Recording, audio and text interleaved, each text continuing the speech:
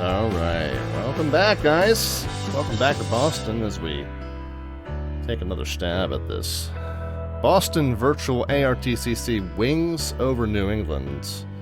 Flight number IFR 17. How are you guys? Here's looking at you, kid.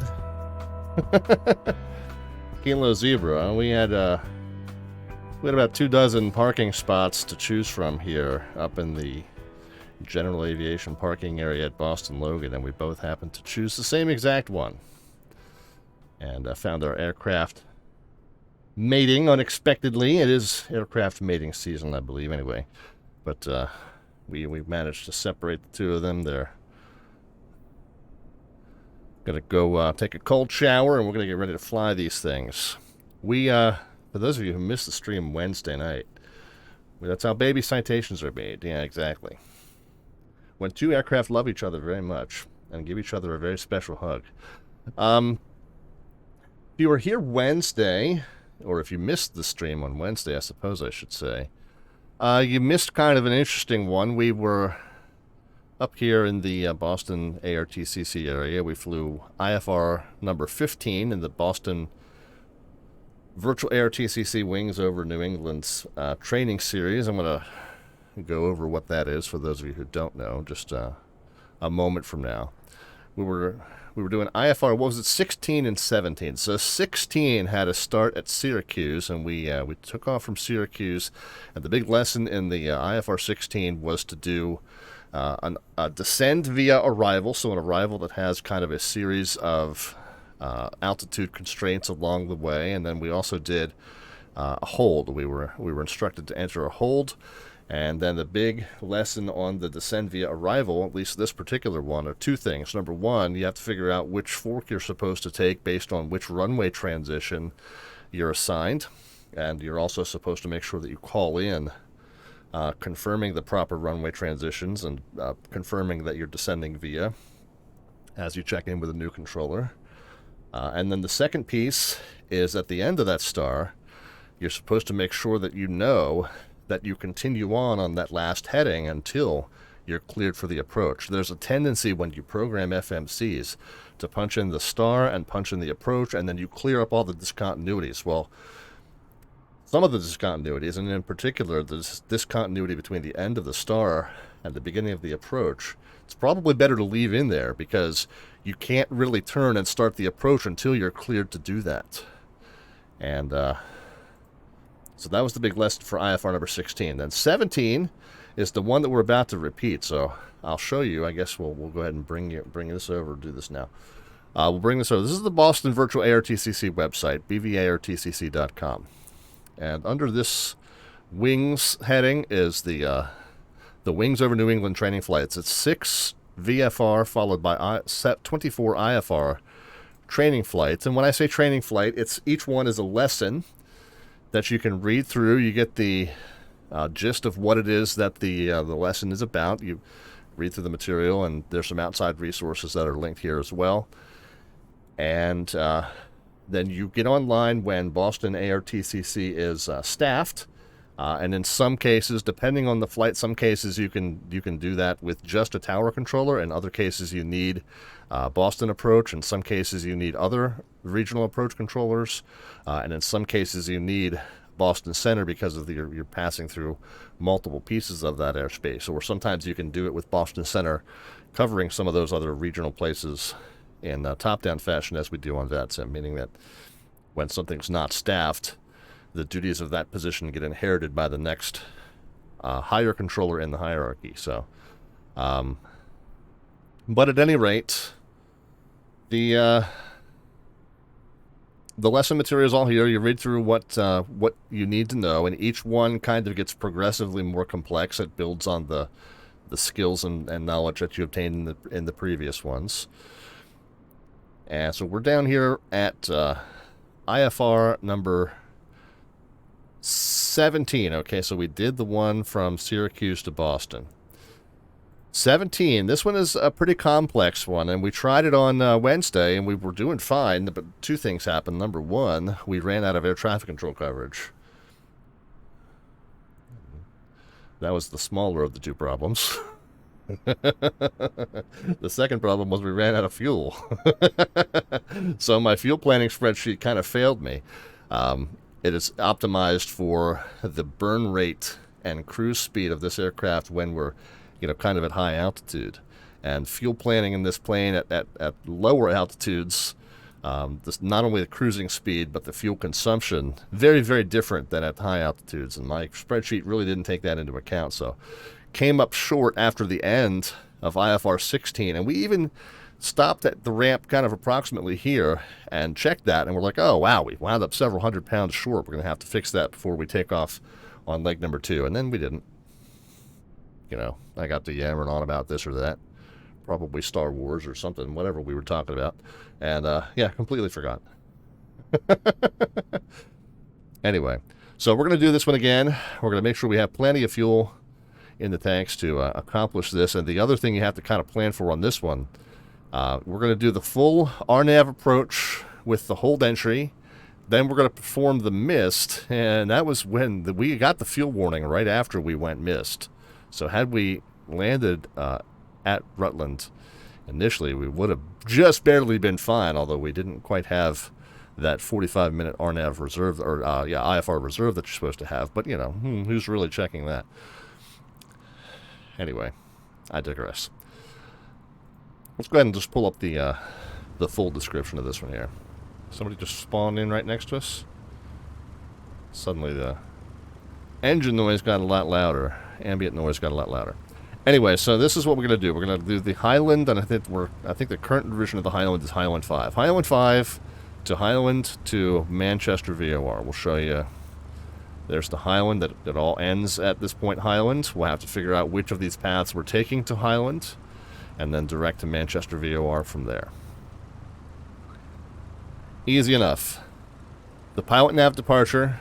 Pilot navigates on their own, and you have to follow the instructions that are in there, including the altitude constraints. We'll figure out which runway transition we're following once we get our runway assignment. There's vertical guidance. The altitude portion of the clearance includes climb via SID, so you have to know that you're not supposed to climb through that top altitude of 5,000 feet until you're cleared to, so we'll have to be ready to level off if we don't get cleared higher. We are going to do the RNAV approach with the hold entry, with the missed approach. Whether you use the RNAV Yankee or RNAV Zulu 19 depends on the climb performance of your aircraft. If you have better climb performance, you can do the Zulu, because it has to do with the missed approach procedure that you have to follow. We can do the better climb performance into Rutland, so we'll do the Zulu. That's the more aggressive one. And this is the one we started yesterday. We're going to intercept it from the initial approach fix at Gitki and take it straight in. And then we are going to perform the mist and the hold entry at Yogim. And so we'll have to kind of just double check that the FMC is going to enter us into that hold at Yogim properly. It should pretty much do that on its own, but we'll double check and we'll explain what it's supposed to do, and then we'll watch whether it does it. And then so that's the program there. We'll perform that approach all the way out to the mist. We'll do a couple laps in the hold, and then any approach back to Rutland to land successfully at the airport completes the IFR 17. So that's the program for this one, and we'll go ahead and get into it, and we'll show you how it's done, and hopefully have a better result tonight than we did a couple nights ago. All right, did I get reconnected? Yeah, I did, because we got our friends parked over there next to us. And let's just go ahead and get into the aircraft and take it from the top, guys. Oops, I need to punch that button over here. There we go. Now we're inside the plane. All right, controls have been set and synced. Throttles down, flaps and spoilers up. The viewpoint's been moved. Let's go ahead and set the fuel and payload. I didn't get a chance to do this before the stream went live. So my spreadsheet is calling for 3,342 pounds. Now that's accounting for both this leg, this IFR 17 wings flight, and then we're going to do a flight down to Washington Reagan after that. So that's going to be plenty of fuel for IFR 17, because it's also including the fuel for Reagan. However, I'm going to go ahead and add 400 more pounds because again, that spreadsheet of mine, you know, we're doing this first flight at 10,000 feet and, you know, 300 knots rather than, you know, 40,000 feet and 450 knots. So we're going to use more fuel than this spreadsheet's accounting for. Let's go ahead and flip it into pounds.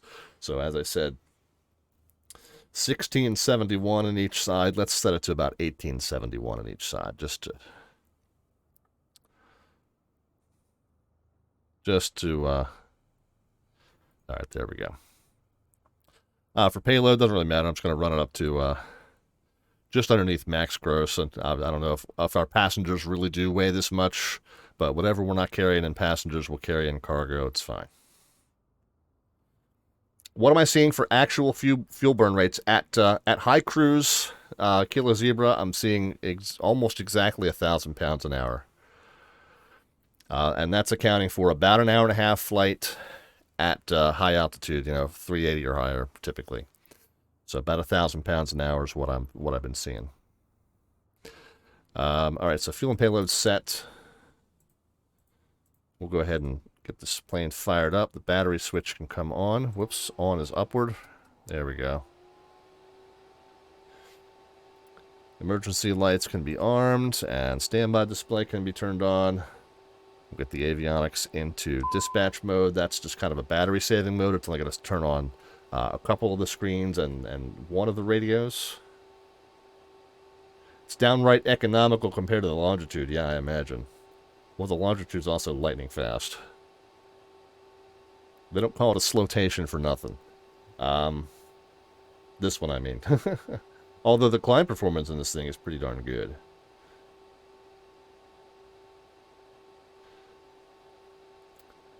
Let's see, so dispatch mode, we get the nav and logo lights on. That's typical that you would do that to let people know that the aircraft is powering up. We'll go to the FMC, we'll initialize the position. So we'll basically just copy the GPS point into the current point, and that's all you need to do with that. We'll go ahead and set our radios. COM 2 can be turned all the way down, don't need it. Let's make sure we're set to transmit on COM 1. We also don't need the nav radio audio. And we don't need the marker beacon audio, so we can turn all that down.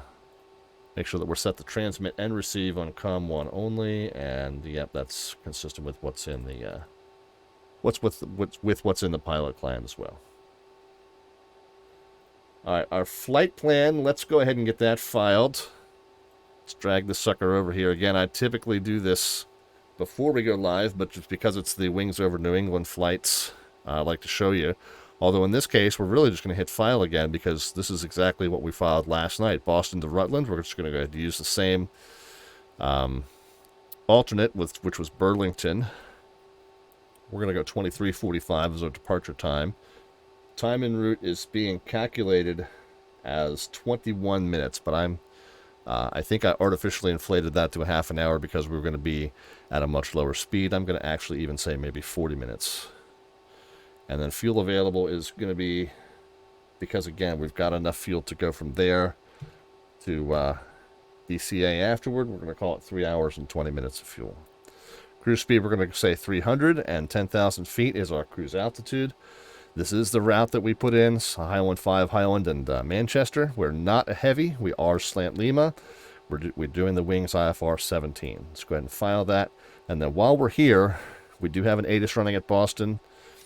It is information Juliet 330 at 8, 2994. They're arriving on 27 and departing 33 left. So let's go ahead and just put that in the planning spreadsheet as 33 left for the departure runway. Unless we get assigned something really unusual, we'll plan for that. Departure frequency, we can kind of guess is going to be 33.0. Because that's the only the Boston approach that's on right now. So we kind of assume that's who we're going to talk to. So really, we've got everything filled in the old craft clearance, because we have a reasonable expectation for all that stuff, except for the squawk. Squawk code is the only thing we don't yet know. So that can help you if you guys are a little inexperienced and you're having trouble getting and receiving those IFR clearances, what really helps is to jot in as much of the information as you know ahead of time as you can, and then just you really only have to focus on the pieces that you don't yet know. In our case, since a lot of it's contained in the ATIS information, and since the departure frequency is easy enough to deduce in this particular instance, the only thing we really need is a squawk code. We'll just have to be attentive. The flip side of that is expectation bias, which means don't hear what you expect to hear what they actually said. So you do have to listen out and make sure that what they said is indeed what you expected, or whether it may not be. So you still have to listen out. But if you kind of know more or less what to expect, it makes it a lot easier to hear what they are indeed saying. All right, we filed the flight plan. We checked the METAR. What did we say it was? Juliet, I think it was. Juliet is correct. So we'll check in with that when we call. Go ahead and set the COM1 frequency. It looks like it's 28.8, right? Yeah, 128.8 is Boston Tower on VATSIM. So we would be calling delivery. Since there's no delivery, we would then go to ground. And since there's no ground, we'll just go to tower 128.8. Tune page. I love this because you just go 288. 28.8, kind of the way, kind of that shorthand cool guy pilot way. You read it back, 28.8, and you can just pop it right in there. Matter of fact, I'm going to go ahead and put in 133.0 in our departure frequency, right, or standby frequency right now, because we almost certainly know that that's going to be our departure frequency. So we'll just pop it in there now. Makes that a one touch. Friend to all asks, is this a group flight? Well, any flight that we do on the VATSIM network is welcome to be a group flight if you would like it to be. Are you publishing the flight plan for review? It is actually published in the Boston Virtual ARTCC Wings over New England IFR number 17. So everything that we're about to do is described in great detail in that BVARTCC Wings IFR 17. All right, let's go ahead and grab our clearance. I don't hear anybody talking on 28.8. Radio seems to be working. Let's just see if maybe there's just nothing going on. Switch over to the planning page and we'll be ready to go here. Boston Tower, Citation 514 Delta Victor. We got information that Juliet IFR to Rutland for Wings IFR 17. November 514 Delta Victor, Boston Tower, clearance on request, MS. Oh, are we publishing it as in a flight plan that can be loaded into the plane? I mean, I don't typically, I don't know if you mean like something that can be automatically imported, but roads where we're going, that's what we filed, if that helps you. But again, that's described right in that IFR 17 lesson material there, so. So we're filing the route that they tell us we have to file in order to perform this flight. If that makes any sense. All right, well, while we're waiting for them to chew on our clearance, and there shouldn't be much to chew on, it's, like I said, it's the route that's dictated by the lesson. But while we're waiting for him to chew it up and spit it back at us, we'll go ahead and just start punching it into the FMC here. Let's go to flight plan. And KBOS and KRUT. We are going to select our departure. It is the Highland 5. There's no transitions listed. It's only to Highland. All routes go to Highland on this particular one. We're pretty sure, unless he's about to change things up on us, we're pretty sure that we're departing off of 33 left. So we'll execute that, and then we'll go back to the flight plan, and go to the next page, and then after Highland, it's just the Manchester VOR. It's MHT VOR. And so, yeah, normally it's going to be the top one. The region, if it starts with a K, that corresponds with the K that goes in the front of all the airport ICAOs in the U.S. So the fact that that starts with a K tells you that that is This is a U.S. region nav aid here, so you can pretty much safely choose the top one. Top one's almost always going to be the closest one to you, but if you're doing a very long flight, then the closest one to you, in case of a duplicate name, the closest one to you might not be correct if you're doing something that's very, very distant. But normally it's that top one, because that's going to be the one closest to your current position. Anyway, so Highland 5 to Highland, then direct Manchester, and then we already know... So let's go ahead and put it in there now. We already know that when we get to Rutland, we're going to want the RNAV 19, RNAV Zulu to 19. And It's finger licking good. I don't think we needed any of those points, or did we say Yogim? I can't remember.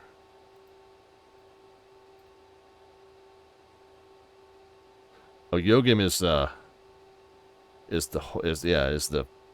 missed approach fix. But you can also make it an initial fix. But no, in this case, we're not going to be coming from Montpelier. We're not going to be coming from Burlington. We're just going to be coming straight to the initial fix of Gitke. So we don't need any specific transitions for the approach. It's just Manchester and then direct. So there we go. November 514 Delta Victor Boston Tower clearance is available. Pass ready to copy. We're ready. 5-4 Delta Victor. November 514 Delta Victor, clear to Rutland Airport, Highland 5 departure, then as filed. Climb via SID, departure frequency 133.0, squawk 1301. You cut out on just the last digit, 1301. Affirmative.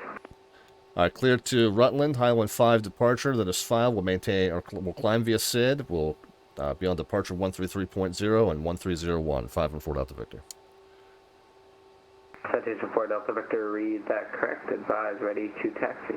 Expect runway 33 left for departure. All right, expect 33 left. We're calling it for you, 5-4 Delta Victor. We did request wings 17. Tower 5-4 Delta Victor, just confirm wings IFR 17 approved? Sorry about that. Wings IFR 17 is approved. Thank you, sir. Yeah, we did request it, but he certainly didn't confirm that with us, Kilo Zebra, so thank you for that. Where were we? We were on the checklist. I think we were playing around with the little box here.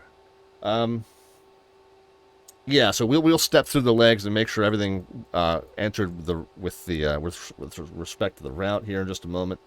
But the next thing to do is we can go into the takeoff performance initialization. We're going to we're going to make sure that we have the weight that we entered, and again, remember we have pretty much just under the max gross. I always just put 8 passengers and then whatever cargo it takes to get us up to the max gross. But basically, you just want to make sure that this number closely matches whatever you loaded into the plane. So as long as that number matches, you're pretty much close enough.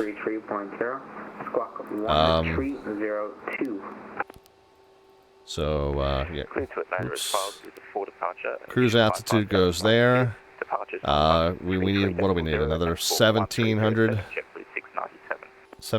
in cargo to get up there, I think. If I'm doing that math right, yeah. Close enough. Takeoff performance. Outside air temperature, we can just read off of the SAT down here, 19. Pop that in there. That's the static air temperature. That's the only mandatory entry there. We'll go ahead and hit next. V speeds are here, 108, 109, 120, 140. We'll go ahead and send those. So we'll rotate at 109 and then pitch to 140. Oh, Clearance Jockey is our tower controller today. Very cool. Thank you so much. And Good Fixins is getting the kids ready for bed, so we'll be popping in and out today. Yeah, buddy. All right. Let's see. Back to... Yeah, okay. Back to the checklist. We are going to go ahead and get the number 2 engine fired up just to act as our APU. So that means we can go ahead and pop the beacon light on. Put the... Engine 2 into run mode, hit the starter. Not much else we need to do except monitor. It'll automatically hit the ignition right here. You'll see the indication when this gets up to 12%. You don't have to wait and pop it into run at that point. You can just pop it in and run immediately, and it will automatically hit that ignition as soon as that N2 reaches 12. N2 should stabilize just above 50, like 53, 54, and 1's going to stabilize about 25. Obviously, you're watching turbine temperatures as well, making sure nothing spikes out of control. Anything happens, you can pop down here and flip it back into stop to abort, but I don't think we have any kind of engine failures active in this sim, and I don't really know what is simulated in that vein. So yeah, just above 50 and then 25. So everything's looking good there. We can go ahead and get the climate control. Big Brian's back. Big Brian was here on Wednesday. Brian's going to watch us take another stab at this one here. Alright, so now we have power. We can go ahead and get the avionics. So we got the climate control on. We can also get the avionics fully on. And go ahead and start setting the barometric pressure. 299.4 is what it was. I think we've got it set there, standard. So we'll bump it up a couple. 299.4. We'll set that twice. Once in the primary, once in the standby.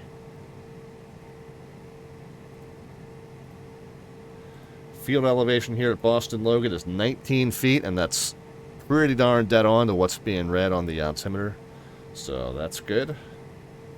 We can go ahead and dial in our squawk code. We'll go back over here to the tune page. He assigned this 1301.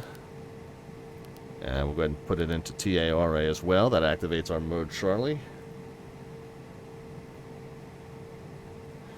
I like to get this thing into plan mode now. We'll go ahead and hit that. We'll set the map range accordingly.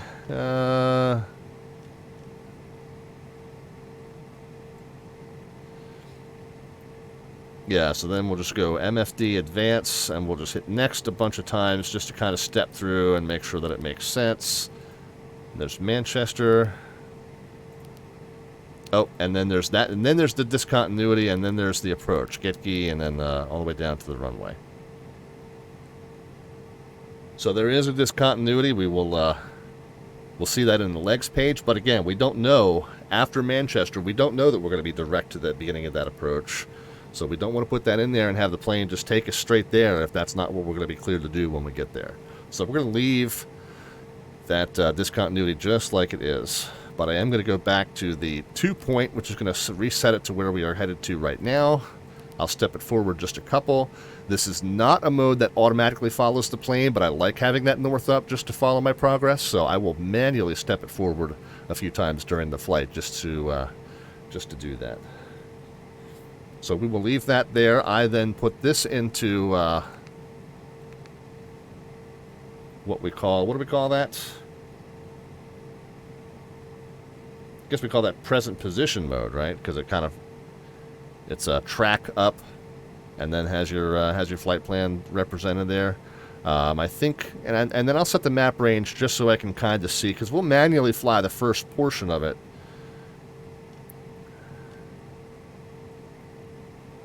Yeah, so I want to set this map range down just a touch so I can see enough to manually fly a portion of it. Let's go through the legs, by the way, and let's double check against this Highland departure off of 33. Different runway than we did yesterday, or Wednesday rather. 330 initial heading. We'll set that in the initial heading, but pretty much as soon as we get airborne, we then turn directly to this point, Tech, and then Camwe at or above 4,000, and then Highland.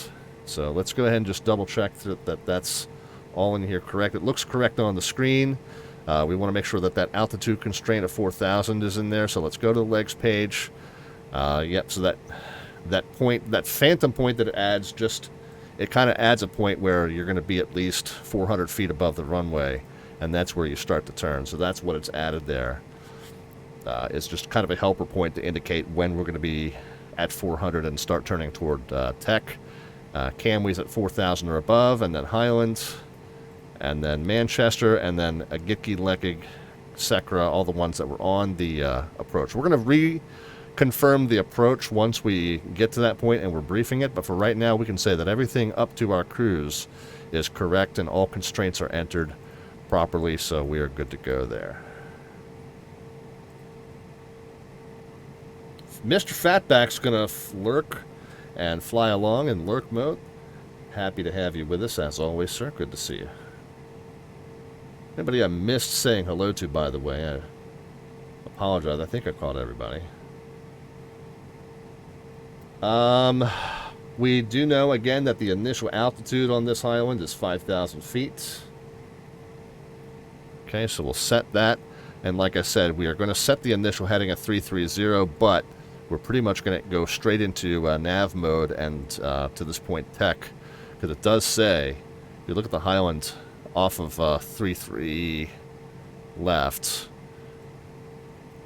you don't have to wait for radar vectors. There's nothing in here that says radar vectors. You climb to 330, you intercept the course, and then go there. Just go. Just go there. You don't have to be told. You just go. It's called RNAV off the ground is what it's called in many cases. It means that the plane is following the route pretty much as soon as the wheels leave the runway, more or less. That's different than many departures where it says expect radar vectors. If it says expect radar vectors, you can't turn to your first navigation point until you're told to. So you're going to just be very careful about that. Alright, the initial heading, again, 330, which we will set just in case of a problem that we need to maintain runway heading and circle back. But again, we are going to go straight into LNAV mode, so 330 set, 5,000 set. Holding at gate Alpha 4. We'll go ahead and get the safety lights and seat belts on as we get ready to fire up the number 2. Climate control is going to come off for just a moment, guys. I apologize. Put that in the run mode. Hit the starter. Aircraft type is Commander 114.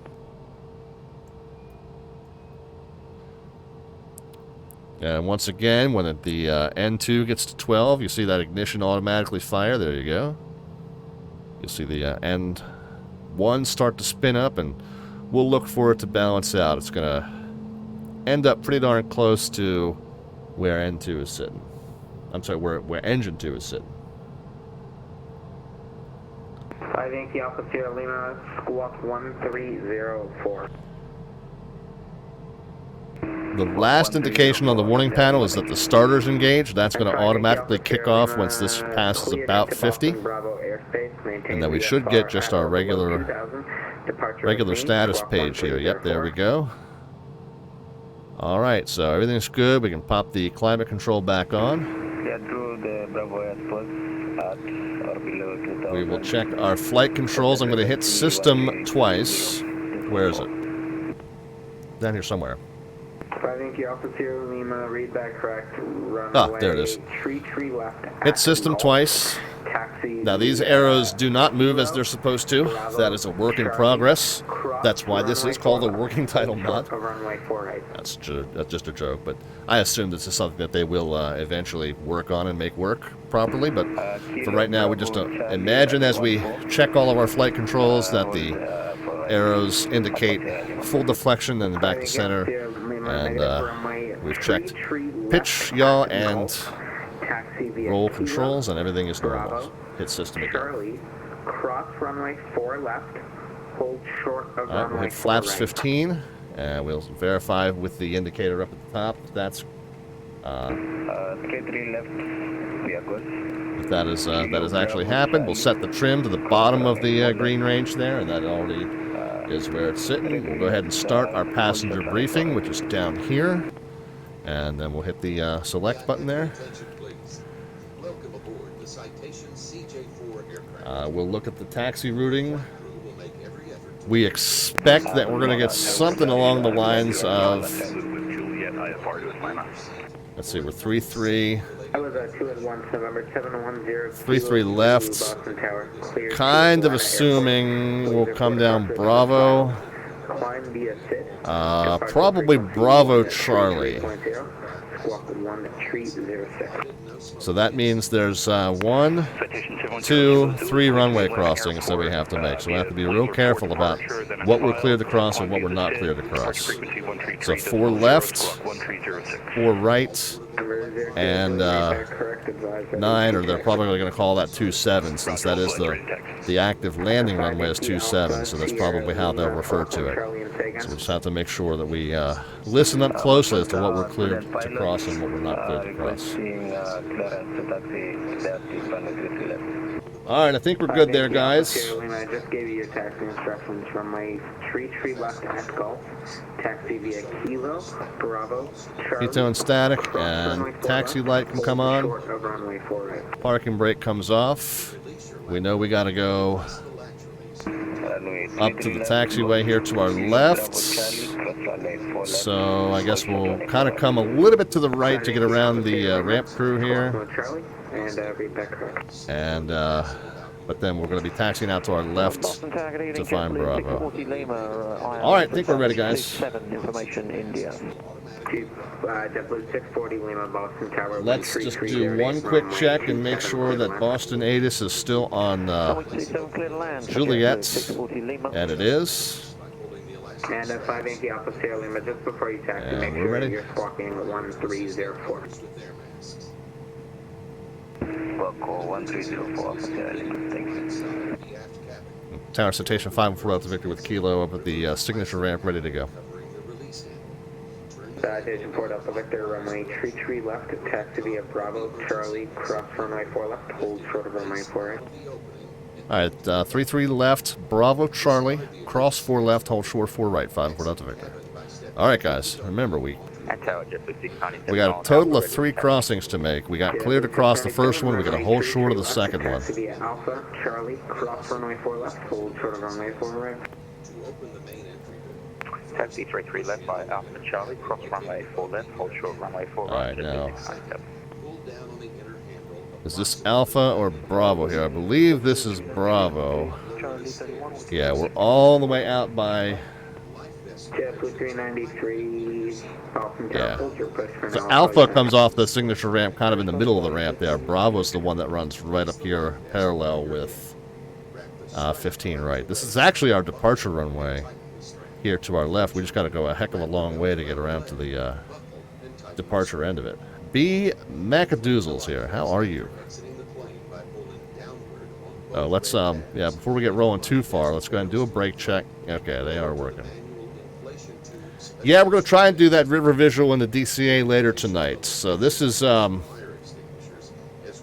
we tried the wings over New England IFR 16 and 17 on Wednesday. We didn't quite get to complete the IFR 17 for reasons which, I guess we've kind of already discussed, but through absolutely no fault of your pilot, of course.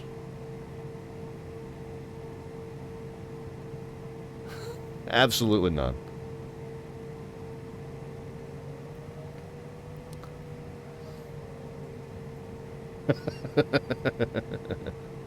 Well, maybe a little. So we did successfully complete 16. We're going to do a repeat of 17 here. And then I'm sure we got plenty of time after that. We're going to cruise on down to DC. We might even do a third hop tonight. We'll see. We'll see how I feel. Cross runway 4 right at Charlie, hold short 27. We'll see how I feel. We'll see how long it takes us to get turned around at Rutland. Iowa says I'm still waiting for my BVARTCC approval so I can do these flights. Yeah, I don't know how long it takes. Alright, now after we make... Oh, the shirt arrived today, says Iowa Scotsman. Iowa Scotsman was one of our raffle winners this past month. Excellent, man. Glad that you enjoy it. Glad that you're enjoying it. Alright, so we've rounded the bend here. We've got Quebec, and then Fox, and then Charlie's our next left after that. So that was Quebec. And this might be Fox here. Let's Yep, that is Foxtrot. So the next left is Charlie, and we were told cross 4 left, hold short 4 right. So we can keep it rolling here. Charlie, JetBlue 697.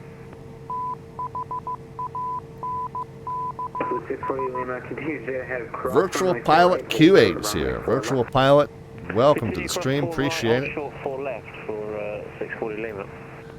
Macadoozle's waiting to hear back on getting a puppy. Well, you can't have any of mine. I mean, I wouldn't mind, but my wife would kill me.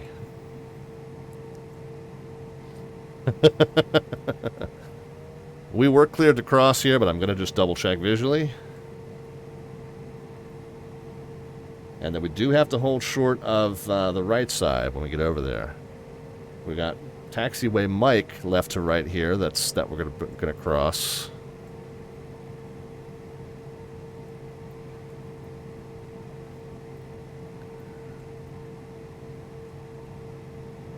Number 514 Delta Victor, cross runway 4 at Charlie, hold short of runway 27 at Charlie.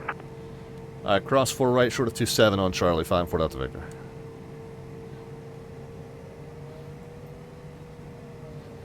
Alright, so this is 4 right, and they're not using it today, but we're going to double check anyway. JetBlue 697, runway 33 left, cleared for takeoff. Clear takeoff 33 left, JetBlue 697. Now, when we get down to the intersection of Charlie and Delta, there's a little bit of a right-hand kink in the road. JetBlue 640 Lima, cross runway 4 left at Echo. But we do have to hold short of that 27 because that is their arrival runway. We don't want to mess that one up. Well, we don't want to mess any of them up. Echo and Bravo. They didn't like my short essay answers either, says Iowa Scotsman. JetBlue 393, pushing to Alpha approved, face south. BMAX says, what do you think of the Phoenix 320? I don't fly any Airbuses, so if there's anyone else in the chat that's got an opinion on that one, please feel free to pipe in. Okay, here's our little Symphony Cargo 101 ILS 27. Here's our little Symphony Cargo 101 Boston jink Tower. to the right. Correction, good evening. Runway 27 clear. Correction, runway 27 clear to land. Traffic will depart the crossing runway prior to your arrival. Acknowledged. Runway 27 cleared to land. Symphony Cargo 101. Number 514 Delta Victor, cross runway 27 to Charlie, traffic 6 miles per hour. Alright, cross 27 at Charlie, 5-4 Delta Victor will expedite for our friend Tuba Flight.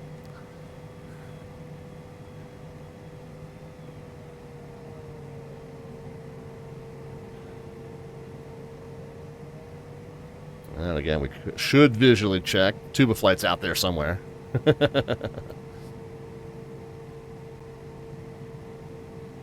Just heard him check in as that Symphony Cargo.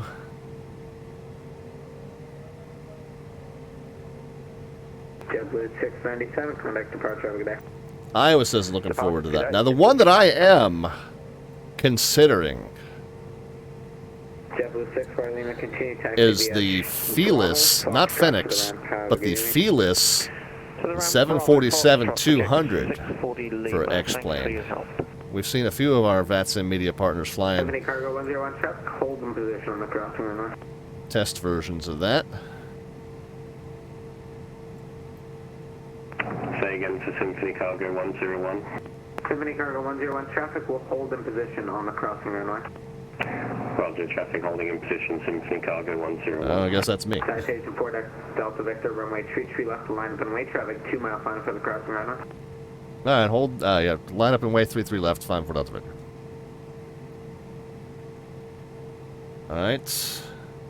So we'll go strobes on, we'll kick the landing lights on when we are cleared to take off.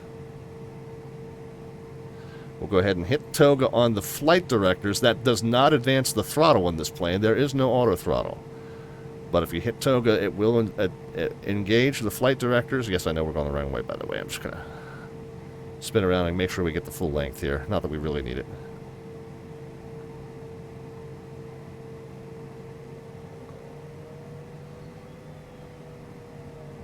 But yeah, the toga button in this plane doesn't do anything with the throttles. Matter of fact, there's no button in this plane that does anything with throttles. November 514 Delta Victor, new departure frequency is 134.7. Alright, 34.7, 514 Delta Victor. Alright, so apparently Boston approach went offline. 393, new departure frequency 134.7. Departure frequency 134.7. 34.7. And then we'll go back to the legs page. November 514 Delta Victor, runway 33 left, clear for takeoff. Oh, there's tuba flight. Clear for takeoff 33 left, 514 Delta Victor. Tiffany Cargo 101, welcome to Boston, right 1able. Alright, landing lights. Cargo 101, thank you.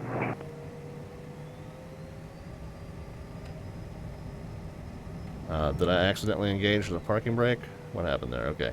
Might have accidentally hit parking brake. Okay, spool up the engines. They respond normally and symmetrically. Okay, we'll pop them into takeoff.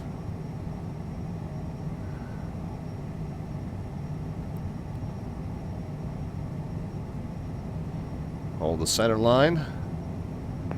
Symphony Cargo 101 looking to get to South Cargo. There's our V1 and rotate, and our V2. We'll pitch up. We'll try to hold about 140. Gear can come up. Cross 4 left at Kilo, straight ahead South Cargo, Symphony Cargo 101, thank you. We'll get up to about 1,000, and then we'll pull the flaps in and start engaging the autopilot. There we go. Citation 4 Delta Victor, contact Boston 713 CSN Alpha. Alright, 34.7, 514 Delta Victor, see ya. Alright, we'll get over to that in just a moment. Let's just make sure we got into LNAV, we got flight level change, autopilot is on. Okay, yeah, now we can do that. Tune, swap, and legs. And let's just get ourselves going direct to tech. Altitude. Boston Center, Citation 514 Delta Victor's 4,600 for 5,000. Number 514 Delta Victor, Boston Center, good evening, radar contact, climb and maintain 10,000. 10,000, 514 Delta Victor. Alright. So we had to pull the power because we were getting close to that level off. Let's just get it back into flight level change. Back to 240.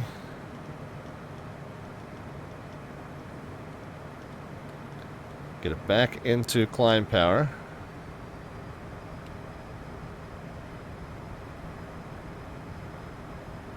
And let's make sure we set that 10,000. I would really just wound it up just to get it going, but now that we got a second, let's get it to 10.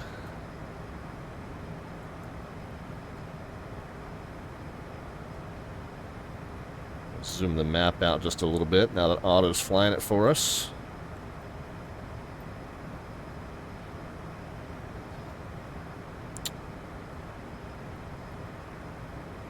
Don't need the airport diagram anymore. The only crossing restriction we have is CAMWE at 4,000 or above, and we're already well above 4, well prior to CAMWE, so we're pretty much done with that. We know we're going direct to Highland and then on to Manchester, so we're done with that. And when we get a little closer, we'll go ahead and request this RNAV Zulu to runway 19 at Rutland. By the way, that is the notorious SID that we are talking to at Boston Center. So if you would like to see how this flight is going from his side of the scope, you can check him out, twitch.tv/SHEED, but you replace the first E with a 3, so SH3ED. So Sierra Hotel 3 Echo Delta on Twitch if you want to see things from his side. There you go. Alright, we're leveled off at 10.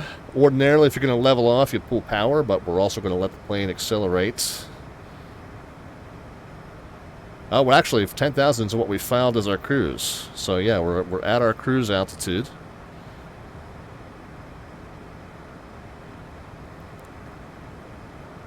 So we'll let it accelerate to 300, and then we'll start pulling power down.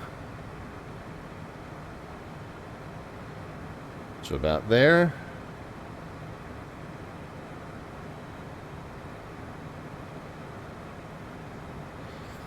All right, we'll check on that. There's no auto throttle, so we're going to have to just manually adjust the throttle. Looks like 75% seems to be doing this here.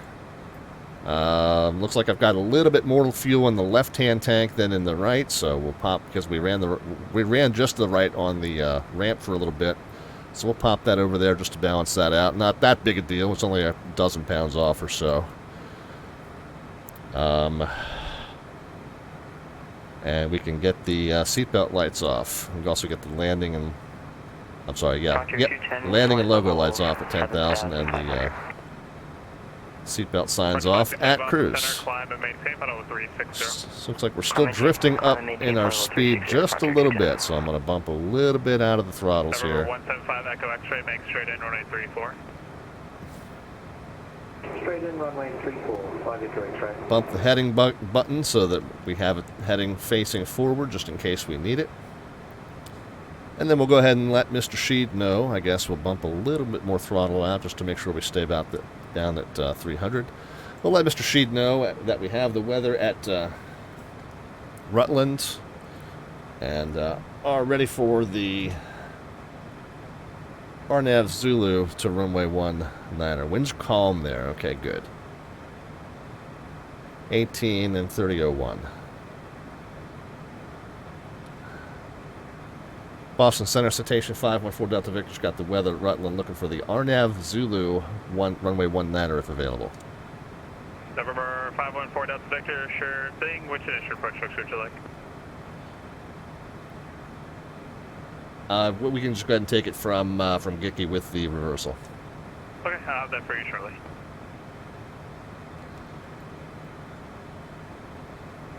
For the purposes of the lesson, that's what we're supposed to do, is Gicky with the reversal.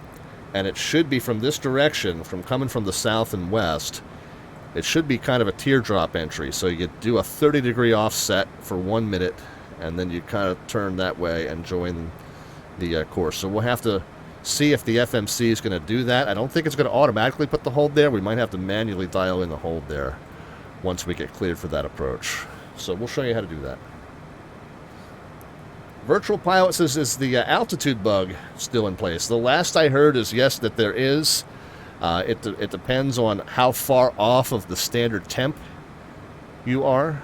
So if you're very far off of the standard temperature, then your altitude is going to be reported slightly erroneously to the controllers.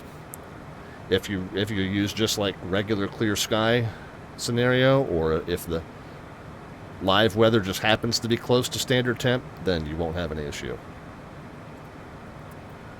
Right now, I think the controllers are just kind of dealing with it. People is very excited for that river visual at DCA. Now, I don't know if they are landing north or south, or if there's even any air traffic control on there right now. But we'll fudge that.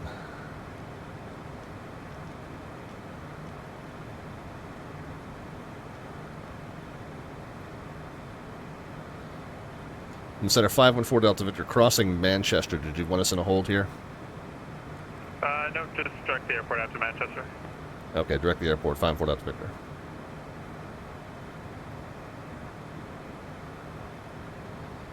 Alright. Let's go into heading mode.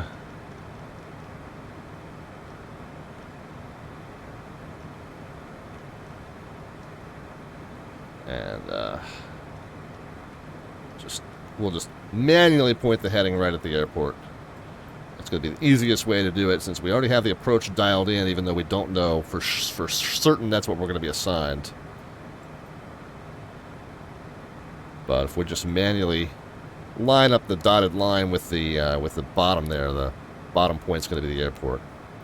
So.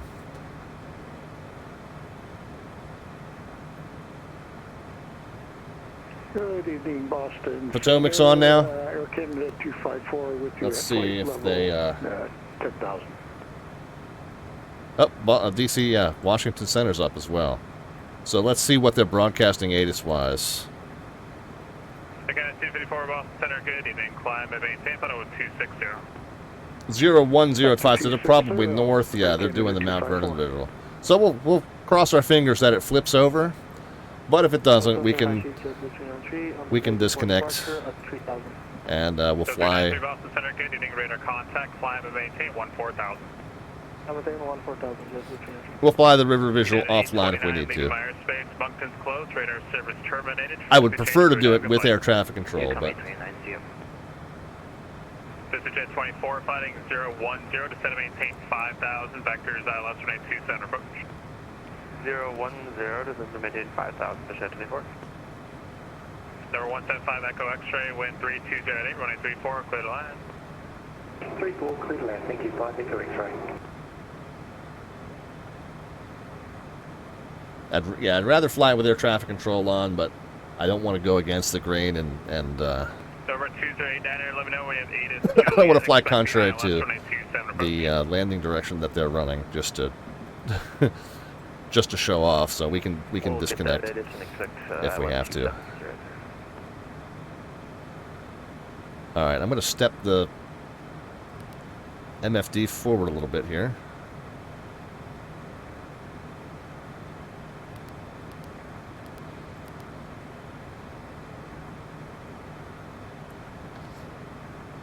Let's go ahead and do a brief on this approach, which we haven't technically been assigned yet, but I figure we ought to look at it since it's what we've requested. We presume that we're going to get it because it's part of the lesson. It's an RNAV approach, so there's no frequency to tune. The course is 194. We know that the points... Oh, I completely forgot about the stupid fuel every time I do that.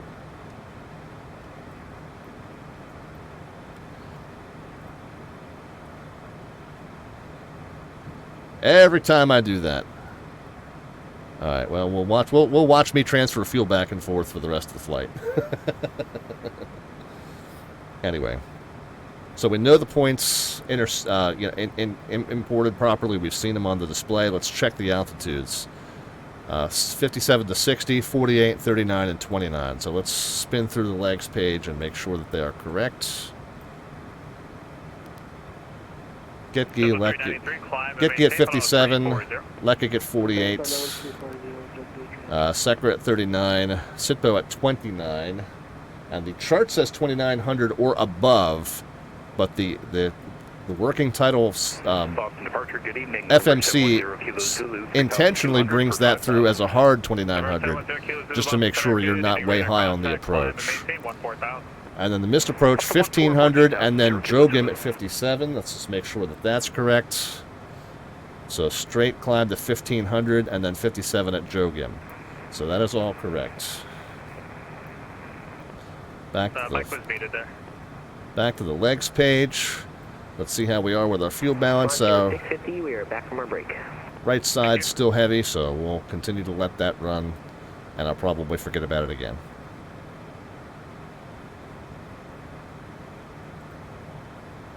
Front to flight 650, contact Washington Center 133.72, good night. Contact Washington Center 133.72, good night. Jet 24, descend and maintain 3,000. 3,000, Jet 24. Number 514 Delta Victor, clear to Gate Key. Alright, direct to Gitki, 514 Delta Victor. Alright, so I'm just going to turn the heading bug a little bit to the right until it's pointed at Gitki. Boston Cement, Skyhawk 175, Echo X-ray, clear runway 34 at Alpha 1. Number 175 Echo. There we go. State, Alpha, and then I will direct myself to Gitki and execute, and then we'll pop it into nav mode, and then we will pop it into VNAV mode, so it will start thinking about when it wants us to descend and start making these constraints. Still watching the fuel here. Looks like we're still about 60 pounds heavier in the right-hand side, so we'll let that run for a little while longer.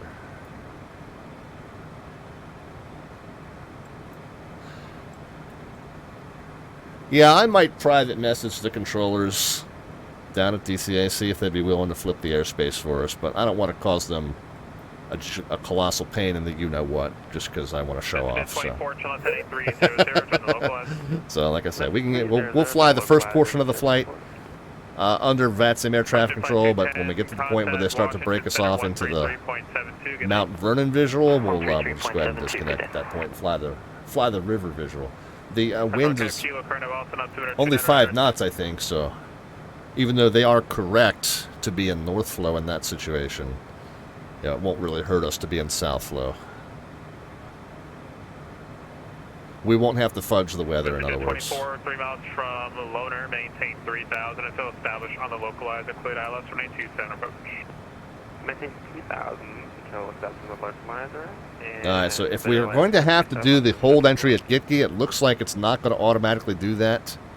So let's go ahead and put that in here. Let's go index, hold.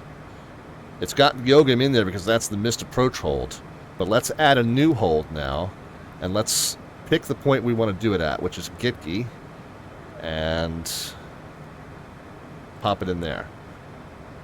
We want that to be a 194 with right turns, okay, because we see that here, and 5 nautical mile legs. So let's pop that in there. 194 and right turns. It's automatically determined that it wants to do a teardrop, which is what I drew for you earlier. And we want it to be 5 mile leg. You can either specify miles or minutes, and it's doing the conversion between based on our current speed. Obviously, we're going to be a little slower there. Or it might be based on that. I'm probably going to do 210 there. Maybe even 170 since we'll be joining the approach at that point. But yeah, that's what we want it to look like. We can see the dotted line here does indeed look like that's what we want it to look like. We can zoom in and see. Yep, that is indeed what we want. And a teardrop entry, like I said, is going to be almost straight across. It's basically a 30-degree offset from the, so this is going to be a 30-degree here. 30-degree offset for a minute, and then it'll turn back in on that. So I think we've got that programmed in correctly. We'll go ahead and execute, and there you can see it's not dotted anymore. It's now it's solid, and that means that is in the plan. We're going to zoom that back that way. And everything is proceeding as we have foreseen it. So far, so good. Number 514 Delta Victor, cross Gitki at or above 6,000, cleared RNAV Zulu runway 16 approach. Confirm 19er approach. Oh, sorry, RNAV Zulu runway 19er approach. Alright, Gitki at or above 6,000 and clear for the RNAV Zulu 19er approach at Rutland, 514 Delta Victor. He was just testing me. And I turned off the fuel. Fuel transfer can go left to right for like another 15 seconds here. Yeah, once Iowa Scotsman says I've got so much to learn. Once you get into these higher IFR flights, it's really a lot of stuff. It's really a lot of stuff. But that's why they step you through it piece by piece. I mean, we're on 17 right now. Plus, I've been doing this for 11 years on VATSIM, so. Plus, I've been through this course before. Plus, I've been through the Los Angeles ARTCC's training program back when they had it, before Keith Smith left that and went to Pilot Edge. Now, he said Gitki at 6,000.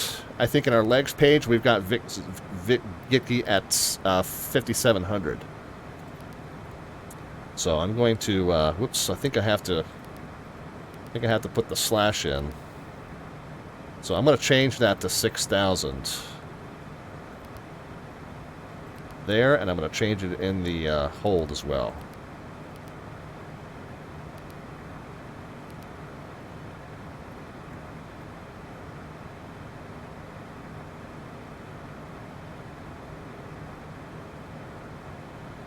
Working title did a nice job on the FMS, and this plane says people. Yes, they did. And continuing. I mean, they're not by any means done. But it's I don't know how to estimate it, but I would say it's 90% there, really, honestly. Very few features in this FMC. Very few navigational features in this FMC are not done. So there may be some ancillary ones that aren't related directly to navigation, but the navigation stuff, 90%, you know, again, that's kind of just my own personal estimation, but yeah, there's not much it doesn't do.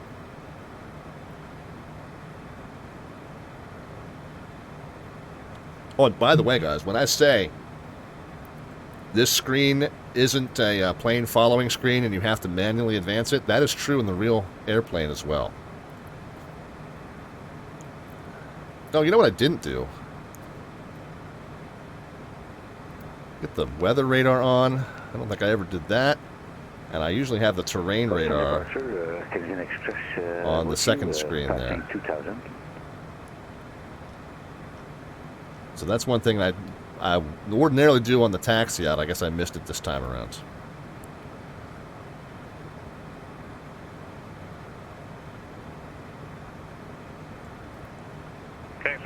Boston Center, good evening. Yeah, just the ability, says people, just the ability to do custom waypoints and holds is huge.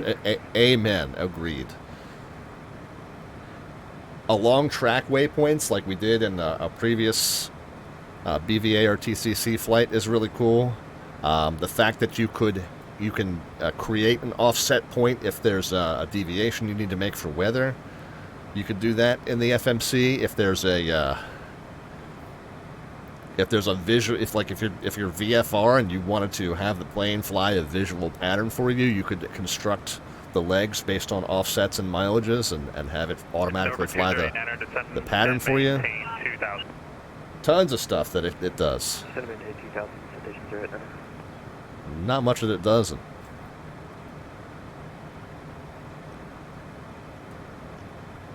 I would scroll that the wrong way. It's not zooming in, it's decreasing the range. So I got to think of it in terms of the range gets smaller when you zoom in. So it's not a zoom, it's making the miles more.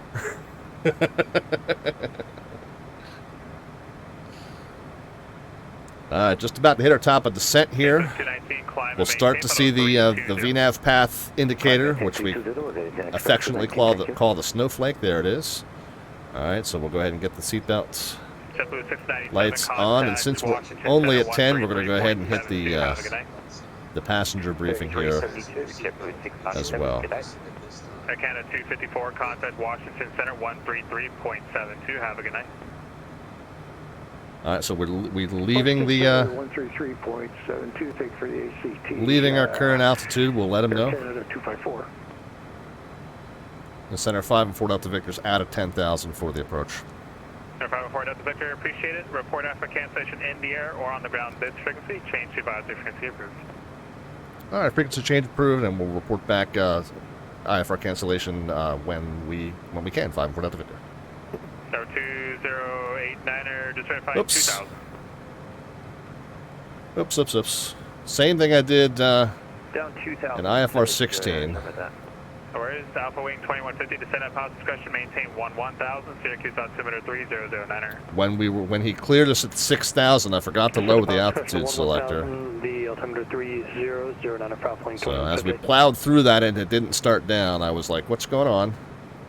Oh, and we're below 10,000. I should be slowing to 240, so we'll go ahead and get some spoilers out. So yeah, when he cleared us across Gitki at or above 6, that should have been our clue to lower that altitude selector to 6. All right, we're all good now. We got the speed back under control. We're back on vertical path. We have now, actually what I'll do, go to the tune page, and 228, and we'll go ahead and flop, whoops.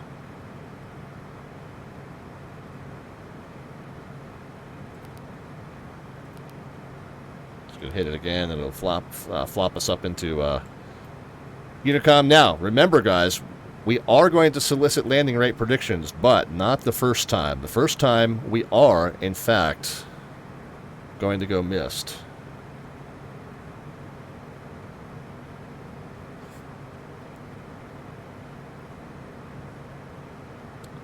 So don't panic and start putting predictions in. We'll talk about predictions.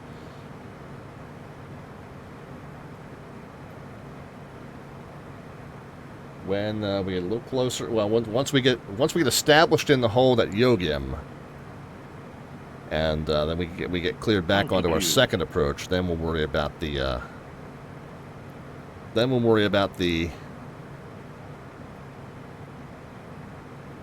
predictions. Okay. So we'll reduce the speed now. We're gonna go 210, slowing to 170 as we enter the hold and do the reversal there. We're gonna monitor that reversal and make sure that it does it properly, but I expect that it will. We are cleared for the approach. That means we're cleared down, and I'm going to use, I think we might be able to use the LPV minimums in this plane, but since I'm not sure, we'll just go with the LNAV VNAV of 2150 for the minimums. So that means we are now cleared down to do that, cleared to 22. We'll go ahead and set 2150 in the refs for minimums.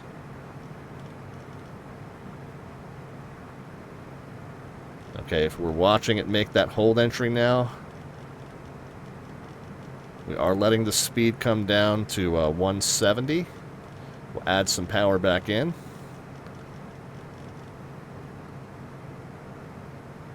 And we're spinning the minimums up to 2150.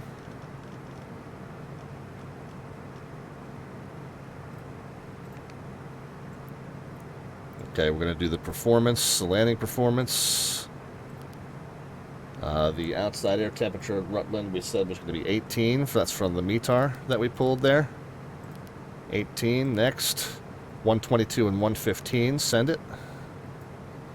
Alright, so there's 170 knots. We'll go ahead and add some power back in.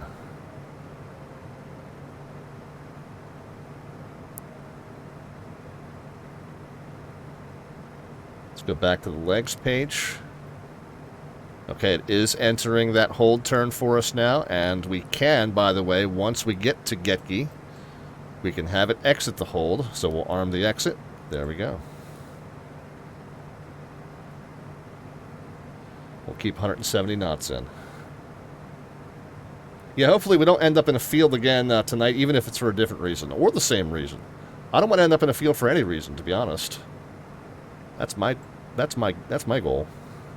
Typically, I try not to end up in a field on any stream, but we've done it on a couple streams recently here. Both of them Boston Virtual ARTCC flights, too.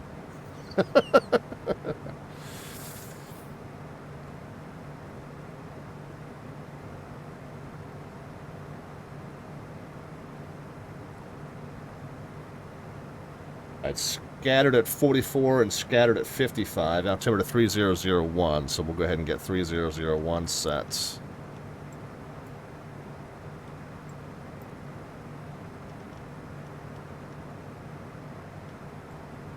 Alright, let's run through and make sure we've done our full approach briefing here, guys. Legs was checked. Yogam at 5700 for the miss. Let's just double check. I think I did check that. Yep, Yogam at 57, so that's correct.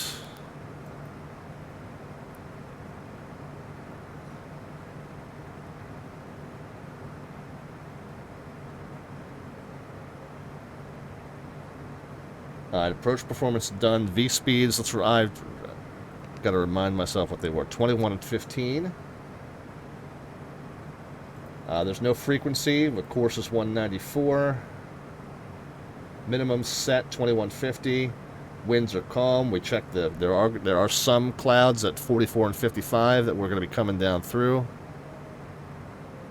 We do know the missed approach is a right turn to 5700, and turn off and taxi route is, if we land successfully, is a left-hand. We can roll it long and turn left down here to the ramp. Alright, so approach briefing is done. We're starting to descend now. We can go ahead and get gear out and flaps. We're going to hold on our landing flaps until we get to a 5-mile final, which is Sitbo is a 6-mile final.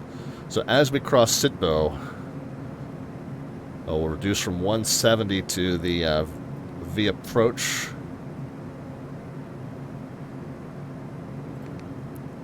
Which is 21 and then 15. So gear and flaps 1 are out. Gears down in green.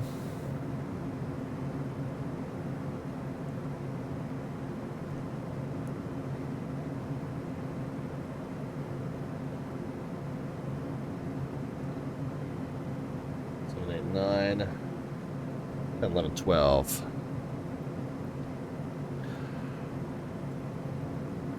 Rutland traffic, citation 514 Delta Victor's 12-mile final, RNAV Zulu, runway 19 at Rutland. We'll be going missed for training purposes.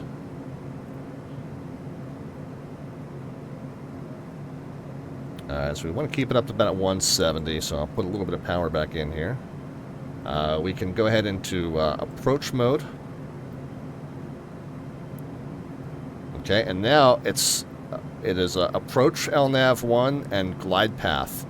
Once it is armed and active, rather, not armed. Once glide path is active, we can now adjust the altitude selection to the missed approach altitude. Yeah, I know it's weird. Feels weird to do that and you get that altitude call. But once glide path or glide slope on an ILS, but once glide path or glide slope is active, you can go ahead and set that missed without fear of messing anything up. So 5700 is our missed for the RNAV Zulu 19. Whoops, didn't mean to go full screen on that. But the missed approach 5700.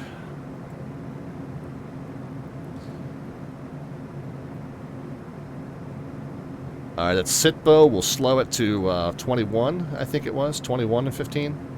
I've checked that now 4 times, and I'm still forgetting it. 21 and 15. Sitbo will make a 6-mile call.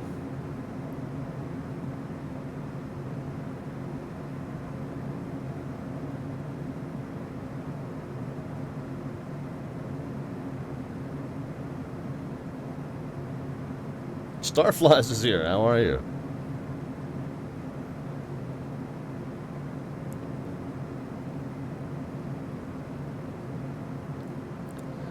Rutland traffic, Cessna citation 514 Delta Victor's on a 6-mile final, ILS Zulu runway 19er, Rutland.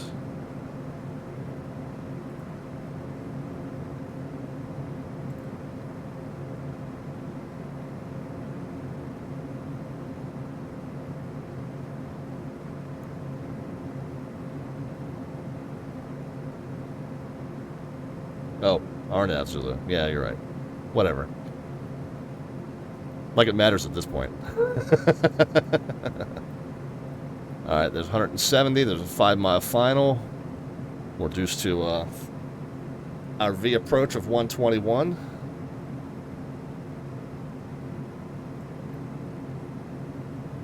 Minimums. Alright, and we are going to go around.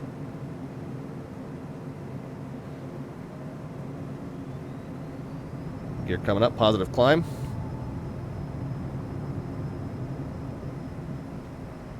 I'm not going to put it all the way into takeoff. I'm going to just put it into climb, because that'll give us plenty of performance.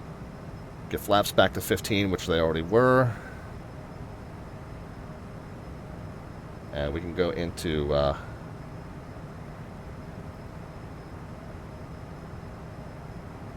LNAV and flight level change.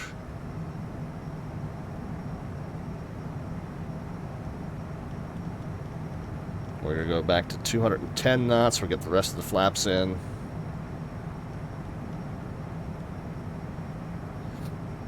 Rutland traffic, citation 514 Delta Victor's on the RNAV Zulu runway 19 are going missed. Published missed. Altitude. Alright, let's flip back over to Mr. Sheed here, 34.7. 72, have a good night.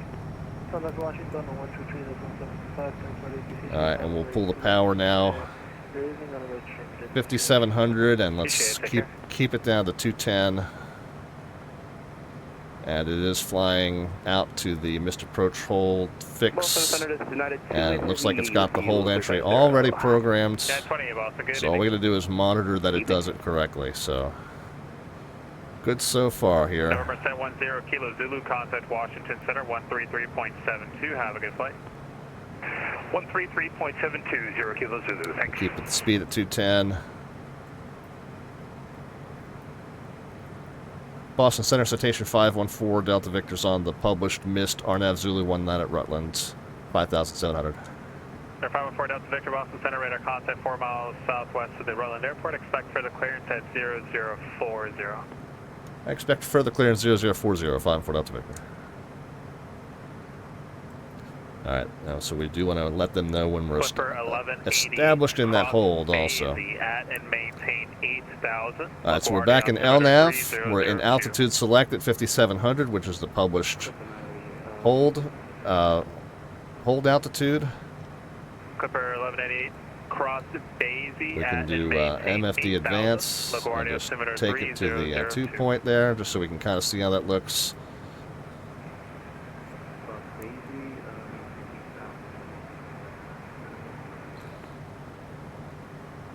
Yeah, why they go around? I can't. Oh, it's Quiet Sloth. Sorry, came up in a real dark font on my screen. I couldn't see it. Quiet Sloth. Welcome to the channel, by the way.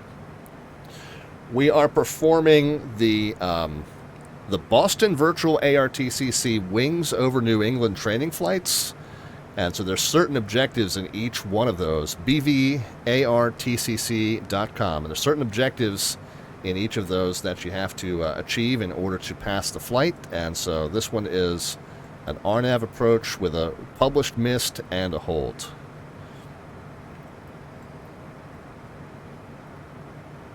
And the FMC should do the hold entry here for us properly.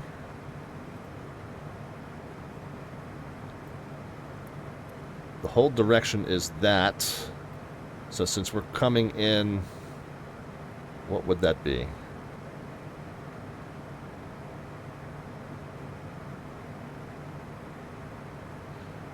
Would it be a direct? It might be a direct. Boston Center, this is American 1975. Let's see what it says. Out of 9,000 flight into 14,000. Recognize 275 Boston Center, good evening, climb and maintain. If we go under index, climb and maintain, flight level 2. Just double check. Yeah, speed's still good. Speed's 213. United 20, clear direct Mills. Index and hold. Yep, it is doing a direct entry there. Clipper 1188, descend now, 8,000.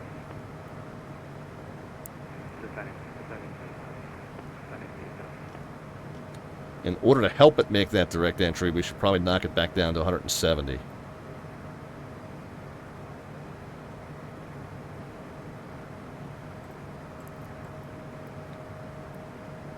And Clipper 1188, squawk 7343.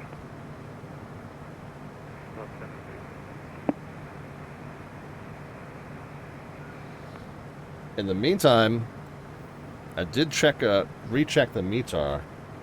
KRUT 130 at 3 now. Altimeter 3002, so we can up the altimeter setting by 1.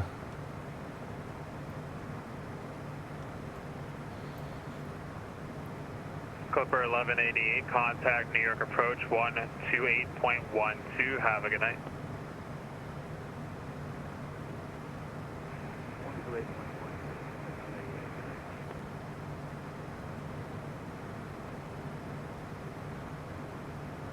Delta 104, descend via the Roebuck 3 arrival, runway 27, Boston altimeter 29906. But what do we have? Descend Roebuck 3, runway 27. Runway 1, we have a runway 13. We could do a visual. 130 at 3, so it wouldn't be too bad. We could actually do RNAV Zulu to 19 circling to 13.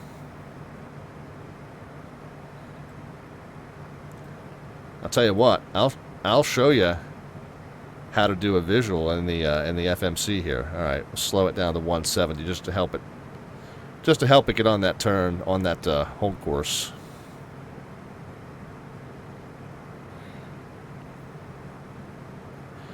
When you select an arrival runway without an approach, it just automatically puts a 5-mile extended center line on the FMC, which is kind of nice. So we'll show you that as well. It's going to end up being a decent tutorial for the CJ4, in addition to being, wing 17. Speed's back down to 170. We can just put a little power back in.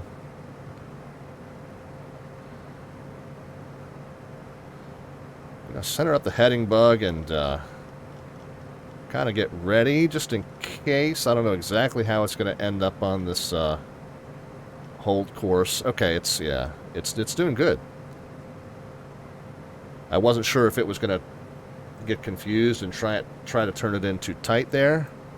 It was turning pretty hard. I thought maybe it was going to, try and turn that way, or maybe end up on, maybe turn too hard and end up back at the fix here and go in the wrong direction. Delta 1482, contact Washington Center. It looks like it's nailing it. Have a good night. A little bit of a goofy squiggle there to get established on the hold path, but that's not bad execution.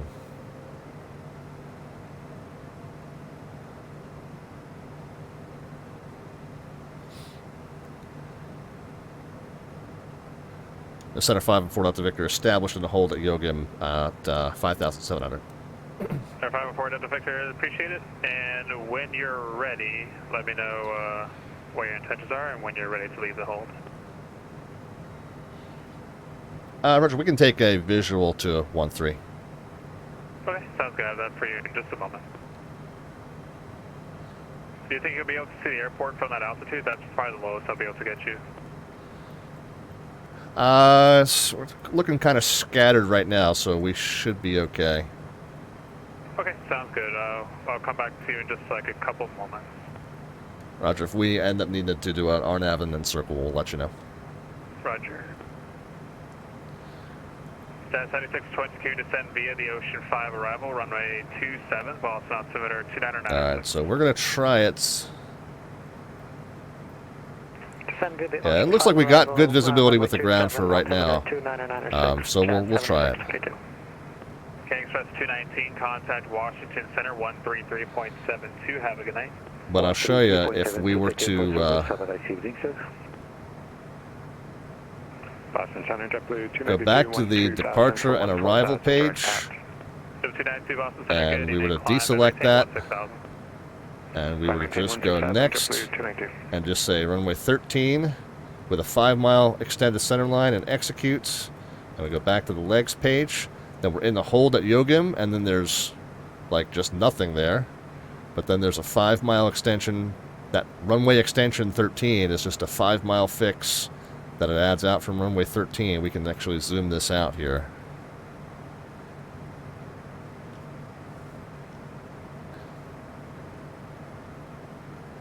So RX-13 would kind of be what we would be more or less aiming for. And then the runway is there, so. I'm maintaining 16,000, Mr. 24.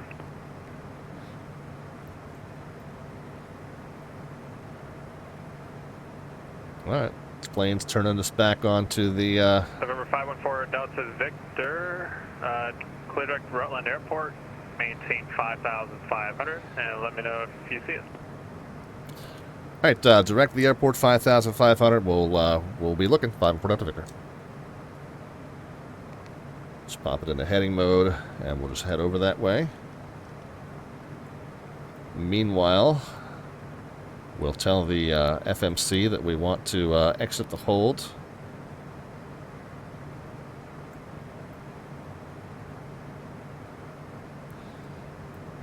And then go direct to that.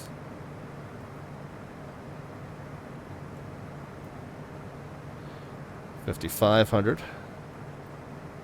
We'll just go a vertical speed slightly down.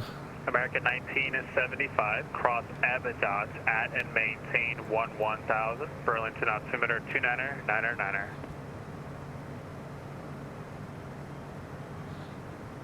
I would say that's a runway there, guys. For American 1975, so please. I don't know how well it's coming across the stream, but there is a series of lights going left to right, just to the right of the center pedestal there. The altimeter 29er. A little hazy, but it's there.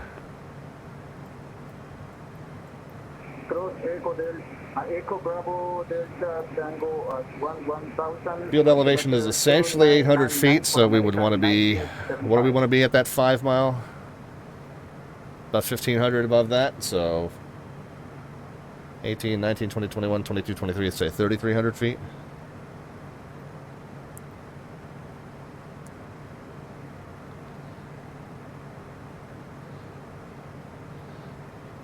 In center 5 and 4 Delta Victor, we've got field in sight. November 514 Delta Victor, clear vision approach Rutland Airport. Report out for cancellation in the air or on the ground this frequency. Change to advisory frequency approved. All right, change to advisory is approved, and we'll switch back and report cancellation on the ground. 5 and 4 Delta Victor. Sounds good. So tune.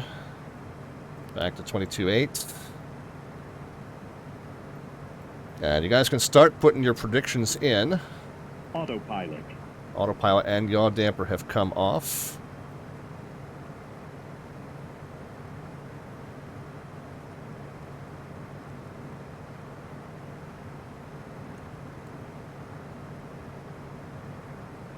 $170.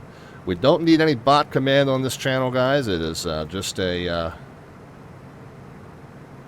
just a number into the chat, positive or negative. We will know that you mean a descent rate, no bot command like I said. We'll just eyeball it when we get down there.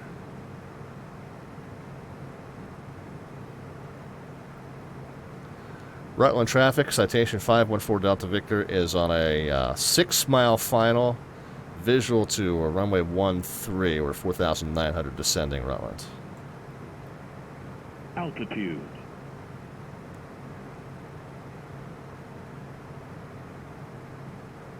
Go ahead and get the gear down, help us get slowed. And flaps 1, help us get slowed.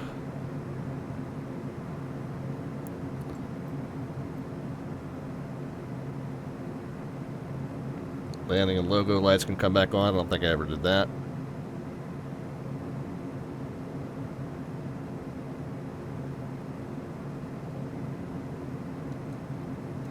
Five-mile final, we can go back down to our VREF speed.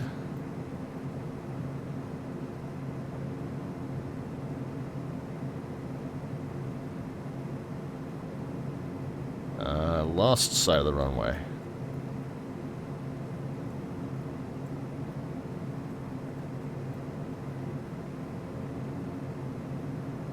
Oh, yeah, I see it.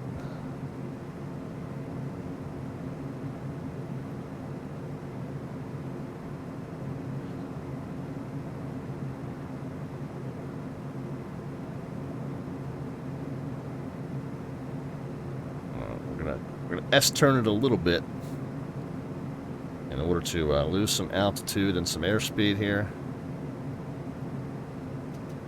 Right there at the flaps 2, we'll go ahead and get that in.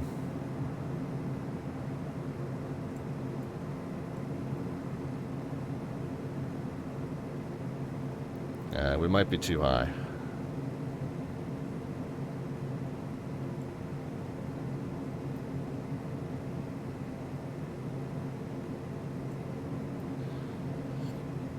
Yeah. Rutland traffic, citation 514 Delta Victor. We're going to enter a left closed traffic, runway 13 Rutland. Alright, so if the field elevation is 800, maintain level to 13, 23 would be our pattern altitude. So we'll go ahead and get back up to 2300.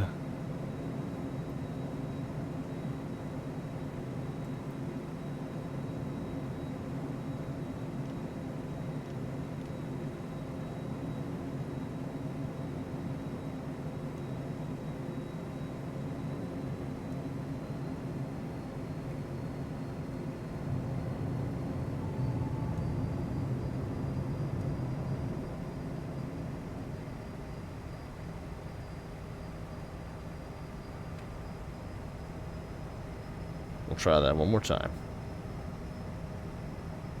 Alright, there's 23.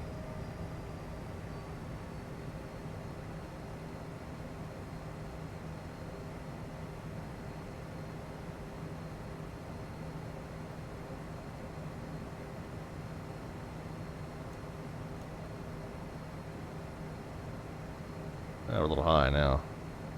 Not that we shouldn't be.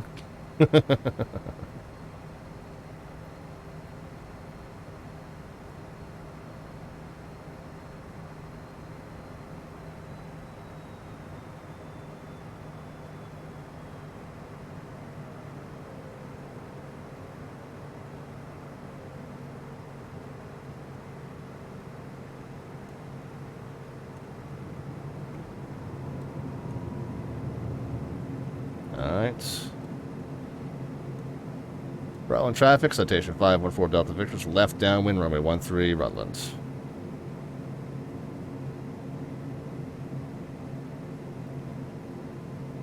Still on a pretty high left downwind.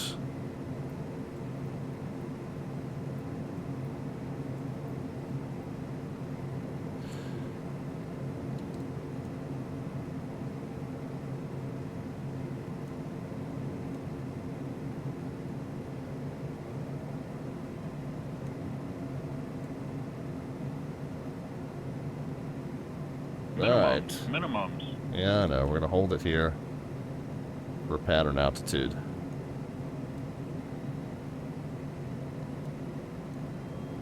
.121 is our V approach. Kind of keep it right there. Flaps 35, set and check. Gears down in green. Missed approach altitude not applicable as we are not on an instrument approach at this point. Autopilot and yaw damper are off. Landing clearance has been received and the runway is clear. And off of a 1-3, it's going to be a left turn.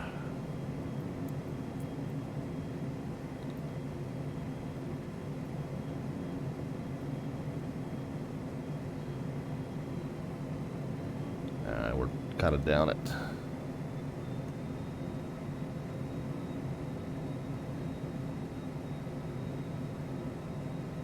Kind of down at VREF where we want to be a little bit closer to V approach at this point.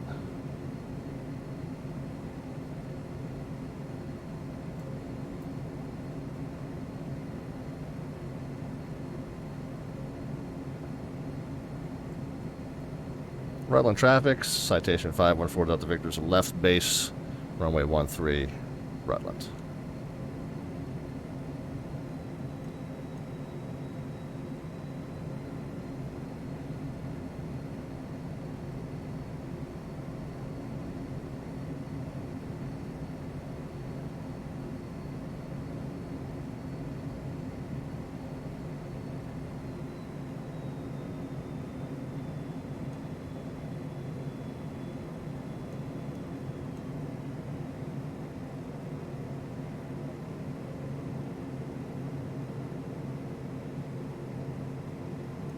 This is looking a little bit better.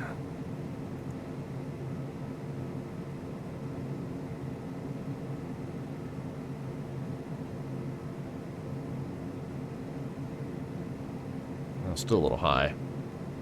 Not sure what those flight directors are trying to tell me.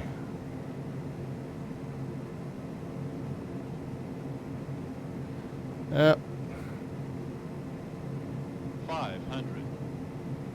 Yep, that is not going to fly, guys.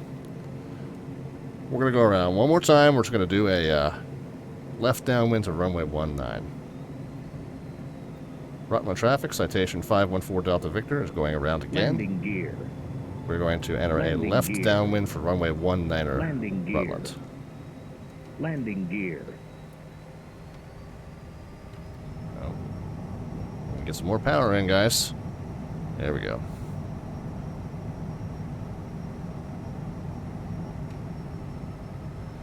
There we go.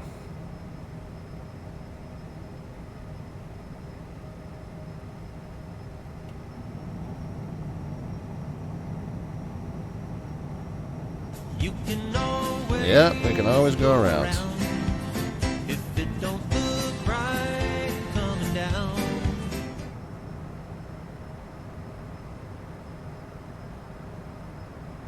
try and get it to about 23 again, 2300. And if we get a chance, let me see if I can real quick. Departure and arrival.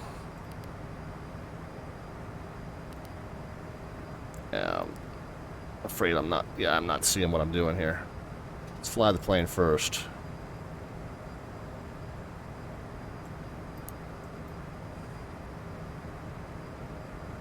Runway 19, execute.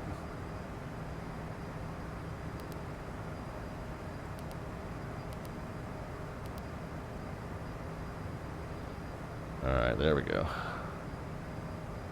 Yeesh.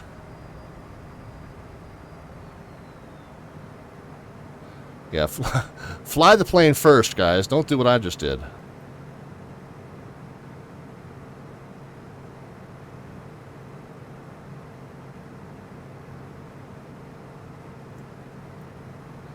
Well, it's not even that, people. It's just don't get your head buried in the FMC when you're not sure where you're going.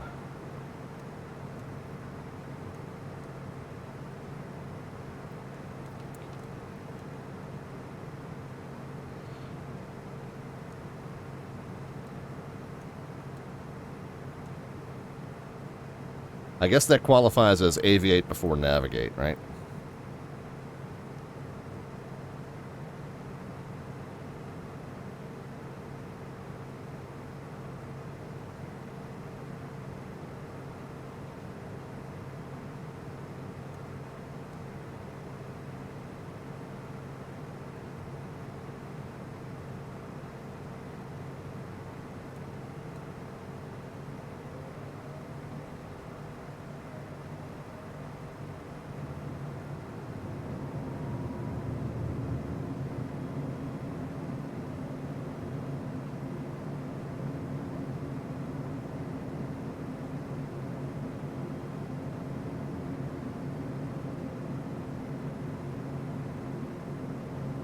The reality is that runway 13 was just probably too short with too much terrain for a jet. If I was in the Mooney, 13 probably would have worked out fine.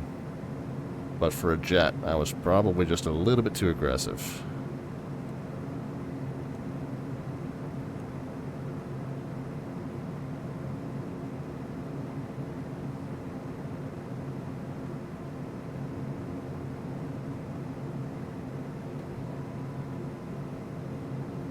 Alright, let's try this one last time, guys.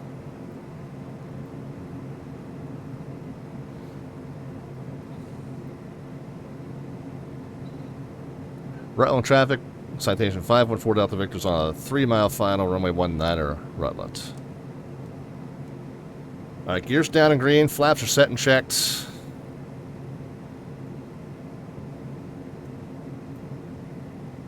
Minimums. This'll work.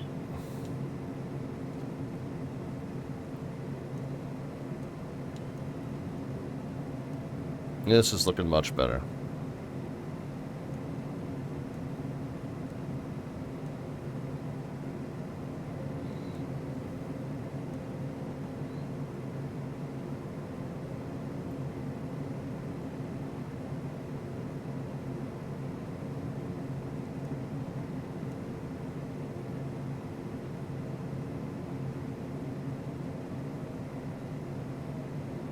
This is looking much better. 500.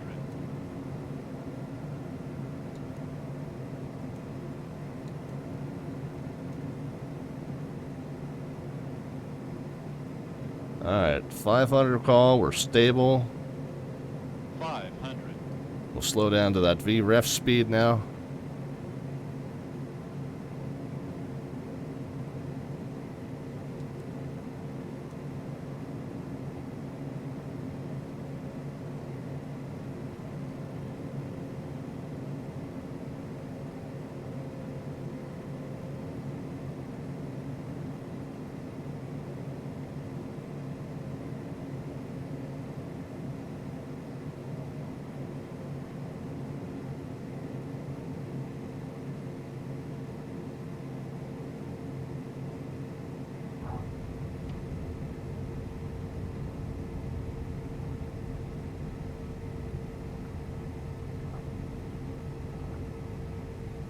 Alright, left-hand turn off.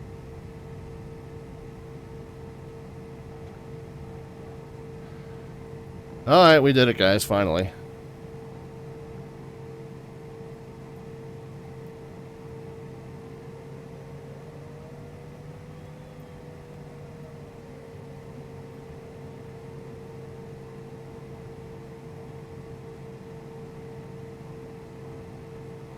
We will definitely have to check on that fuel for our trip to DCA. Alright, clean and clear. Taxi light on, strobe light off. So did we get the right one off? Yeah, okay. Switch back over to Sheets frequency.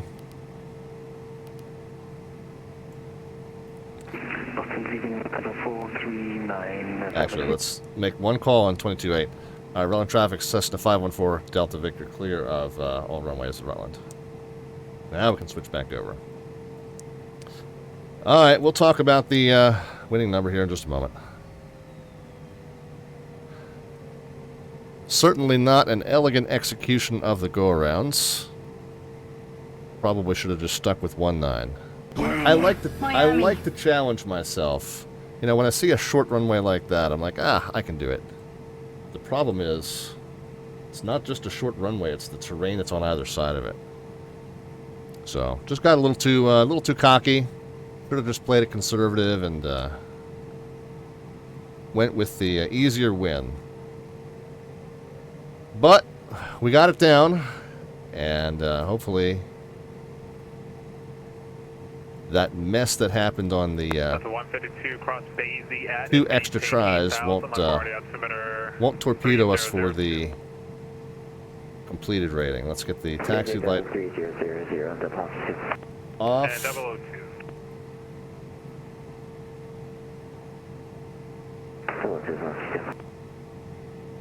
The center citation 5 for Delta Victor's on the ground to Rutland finally, and cancel IFR.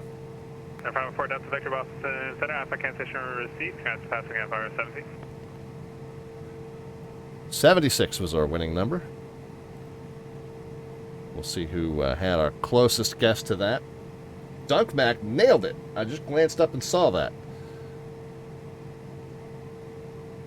Alright, well, let's see if anybody else had a 76, but that's going to go to Dunkmac. Captain Scientist was pretty close with an 83.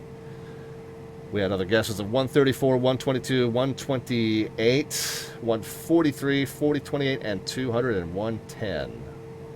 So, Dunkmac, double entry. Al South says, I like that aircraft, but I don't like the radio setup. Yeah, I wish it had a separate stack. Dunked it, Mac, that's right. All right. Dunkmac gets his entry. He gets 2 of them. KRUT on, where are we? 9-3.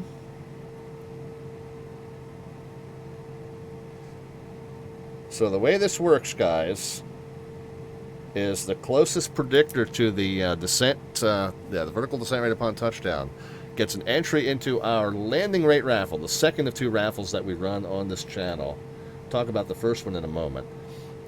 But gets 2 entries because he nailed the prediction dead on. Normally we'll give 1 entry to whoever's closest. Dunkmac gets a double entry because he was dead on with that guess of 76. So that's an entry into our September 29th raffle. We do this every month, guys. We're going to pull it on Wednesday the 29th this month. Raffle number 1, you enter by virtue of the channel points, the Twitch Alphabets points down there at the bottom of the chat panel. You got that little alphabet serial icon, and the more you watch, the more you gain. You can cash those in 1,000 at a time for 1 entry or 5,000 at a time for 6 entries into raffle number 1. 2 separate raffles. The landing rate raffles are raffle number 2, Twitch channel points, Twitch Alphabets points raffle number 1. So raffle number 1, cash in those channel points at the bottom of the chat panel, 5,000 for 6 entries, 1,000 for 1 entry. Raffle number 2, Dunkmac just got himself 2 awesome entries into that. The winners of those 2 raffles we will pull on September the 29th. Get their choice of any of this Slant Alpha merchandise, or if you don't want any of my crap, That's a $25 Amazon.com gift card or a $25 xplane.org store gift card. 4765 for drive. Shipping at my expense, by the way. I'll ship it to anywhere in the world. If you happen to be the winner, we will send you a t-shirt. I have, in fact, sent a t-shirt to Croatia. I kid you not. I am not making that up. All right, very good, guys. Al South MIA stopped in. I think I heard your sound trigger, and I said hello to you then. If there was anybody else that... who else... Whoops. I'm trying to scroll the chat, not zoom the display. Who else popped into the... Own Navigation popped in. Breeze Wind is here. Tied in 2004. Who else? Captain Scientist was the one triggering the go-around sound. Yeah, we can't always go around. And... I think I caught everybody. If there was anybody else that I didn't say hi to, I certainly apologize. We are going to take a quick break out of the cockpit, guys. Our goal... Oh, by the way, let's finish up the arrival. Flaps and spoilers, strobe lights and taxi lights, pitot and static, they can come off as well. Excuse me, guys. The other thing we wanted to have done and didn't was on the way in we could turn off the weather radar and the terrain radar. So a couple of things that we didn't do on the taxi in. Good evening, Boston Center, Care 8862, 9000. Parking brake taxi lights. 8862 Boston Center, good evening, Albany altimeter we can shut down the number 1 engine. Expect visual for runway 1, Care 8862. JetBlue 20, descend via the J Fund to arrival, runway 27. And we can go back to the 1200 and standby mode. Yes, we know there's no oil pressure in the number 1, and we shut it off on purpose. We can get the safety and seatbelt lights off, as you guys can go take your stretch breaks as well, just as I'm about to. And fuel and ETA, now we know the ETA was going to be blown because of all the extra stuff we had to do, and the probably the fuel ending was going to be off as well because of all the extra stuff we had to do. I had predicted 2,800 pounds. I had put in an extra 400 pounds, and we still wound up almost 300 pounds short. So right now I'm going to set this back to 2844. Just so we have enough to get to DCA, because if I don't do it now, I'm going to forget, as evidenced by our most recent stream. So 2844 is our projected fuel that we need for DCA. So that's going to be 1420 per. Yeah, all right, that's close enough. 1420, and that's not going to make a difference there. All right, very good, guys. So we are... Oh, and we can turn off the flight directors as well. I don't think that works necessarily. Yeah, it keeps wanting to reset the flight directors. Loud and clear. Yeah, we should be able to turn the flight directors off. Good evening, Boston. Oh, that's it. Let's turn heading mode off. Washington National, request clearance. And let's turn altitude mode off. 581 Boston Center, clear to Washington National Airport via radar vectors jumper, then as filed, climb and maintain 4,000, flight level 3001 south departure, squawk 4774. Southwest 5 clear to DCA via radar vector jumper as filed, maintain 4,000, flight level 3010 minutes. All right, there we go. That did it. So I guess we got to get the autopilot into just rolling pitch modes first, and then we can turn the flight directors off. So I'll have to add that to the arrival checklist. Okay, very good. We are going to do another leg down here to DCA, guys. Let's plan to be off the ground. It's 9 o'clock now. Let us plan to be off the ground, wheels up by 30 after, pushing and rolling by 20 after. I'm going to take a real quick break out of the cockpit, not a 20-minute one. We'll take just about a 2 or 3 minute break out of the cockpit to do some liquid recycling, grab another Red Bull, and then we'll be right back with you. We'll start the flight planning process for our trip from Rutland, Vermont, down to Washington, Reagan National. See if we can talk the DCA controllers into letting us do the river visual. If they're in north flow, then we will go ahead and disconnect and fly that fly that river visual without them. All right, but we will get back to that in just a moment, guys. Just updating my planning spreadsheet as far as the departure time. And yeah, get back to the top of the checklist.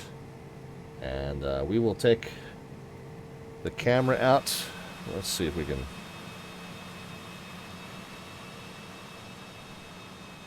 I don't know what activities going on at Rutland. Probably not a lot, but if anybody else is coming in on 19, you'll be able to see them. And we'll leave the radios on for you. Mike Alpha, cross runway 34. Beautiful view of rural Vermont there. And we'll be back with you in just a couple minutes, and lots of flying left to do tonight, guys, so sit tight.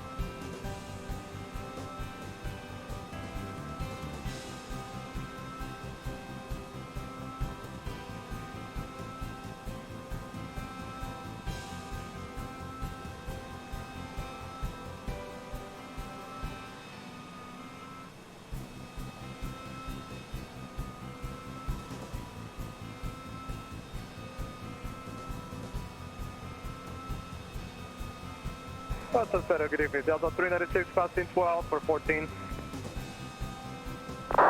Delta 396, Boston Center, good evening. Climb and maintain 16,000. 1615,000, Delta 396. Care 8862, descend and maintain 5,000. Descend and maintain 5,000, Care 8862. Boston Center, Southwest 4465, with you, about to join your airspace for the Southwest. Flight level 350, just cross Huffy. Southwest 4465, Boston Center, good evening. Squawk 4723.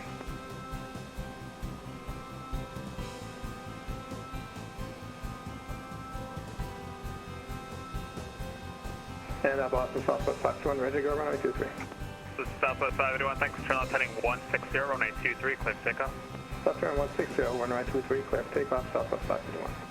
Southwest 4465, radar contact 5 miles west of Hancock, Hotel November Kilo, clear direct Stella, maintain final 350. Direct Stella 350, 4465. Sat 7580, cross Cypher at and maintain final 190.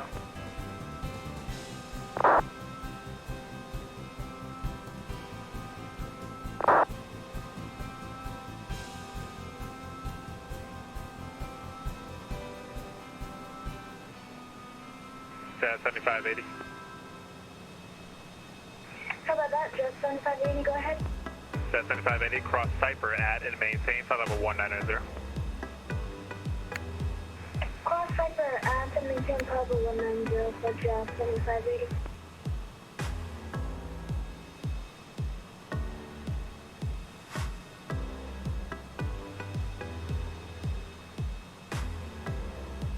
And Boston Southwest 521, passing through 1000, Alpha 1000, and left turn to 160.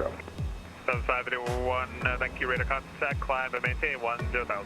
10,000, Southwest 521.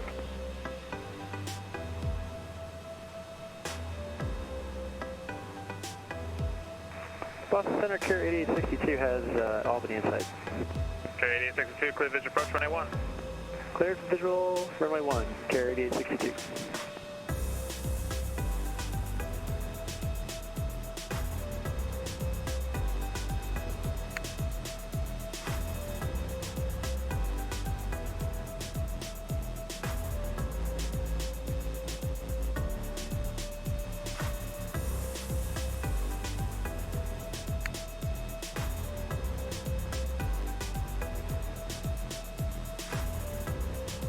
Alright, guys.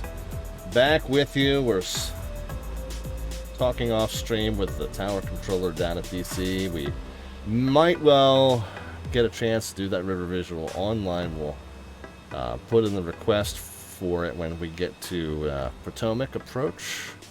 And basically they'll evaluate the situation when we get there as to whether they can accommodate. The other conversation I was having with the gentleman who was actually the air traffic manager of, oh yeah, we cracked it open off screen. Sorry for that, but there you go. The gentleman who was essentially the air traffic manager at DCA was questioning whether if we did a go-around, even on a visual to runway 13, you know, we had to go around, we probably should have checked back in with the radar controller, even though we were just doing closed traffic at that point, because we were doing a visual approach, so we don't have a published missed, but we were still on an IFR plan, so we should have checked back in with the controller on that visual go-around.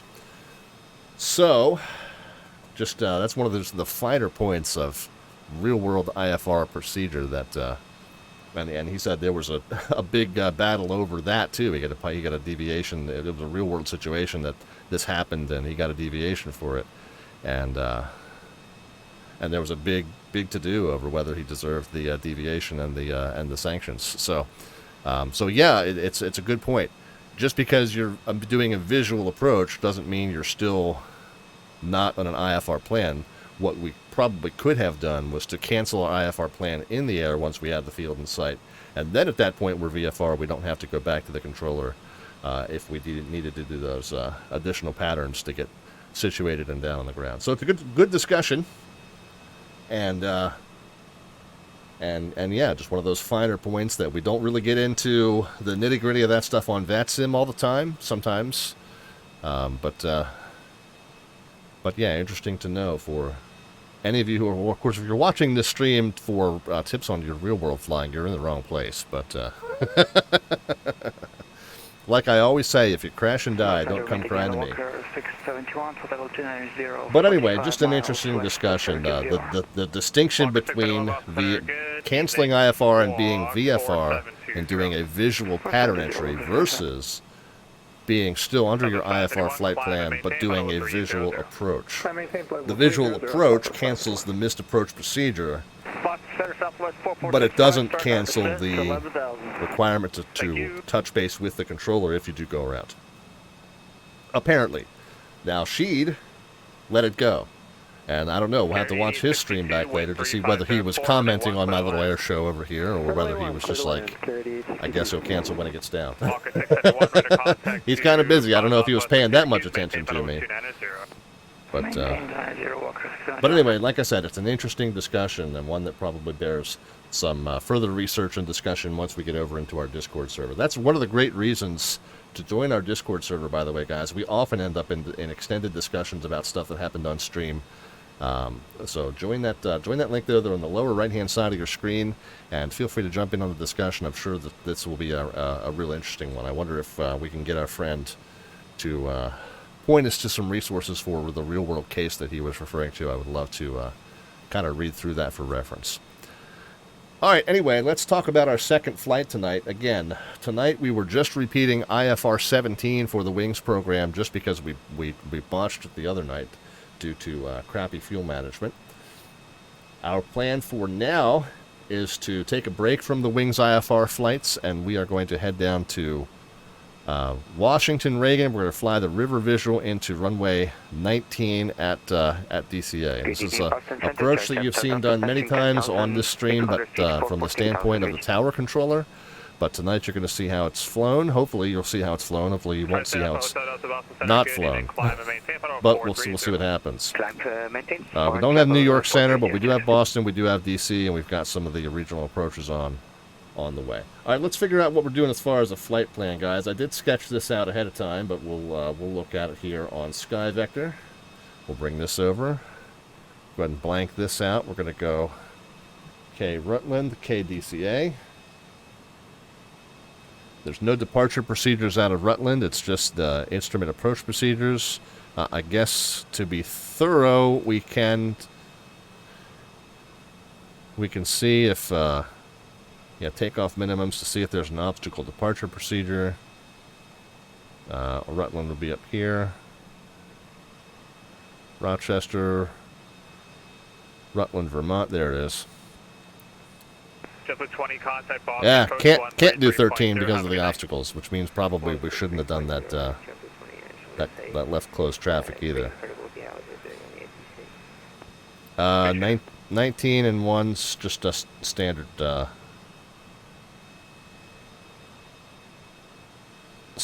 a fairly steep climb gradient, which we can make.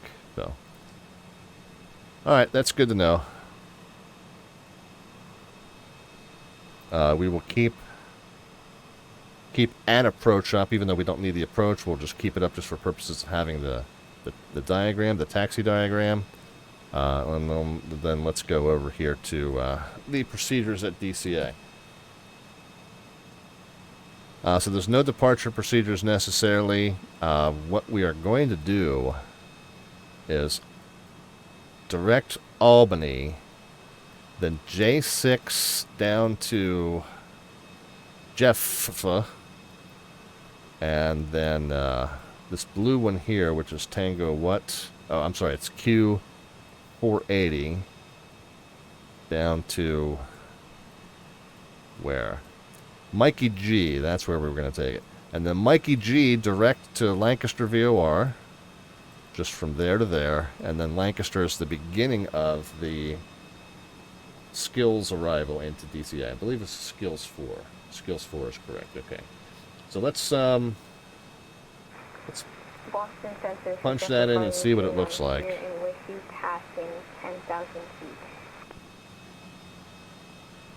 So it's not too wiggly waggly, right? It's 518 Boston Center, climb and maintain fairly straightforward. Direct Albany, and then a jet airway, and then a RNAV jet airway down to this point in Mikey G. From Mikey G we cut over to Lancaster, and then from Lancaster we join the Skills 4 arrival. Let's look at that Skills 4 arrival just to have it in front of us. We know we're going to want that. Delta 396 cross Daisy at and maintain 8000, LaGuardia altimeter 3003.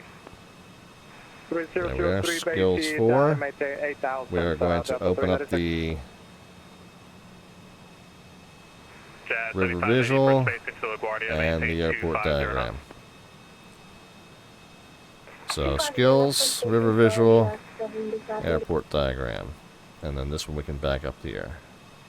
So Skills from Lancaster is basically just down to Baltimore, and then get to this point Eyes, and then we cut out to the north and east out to Nays, and then after Nays we get clearance to join the River Visual from Fergie at 3000, and then basically follow the river.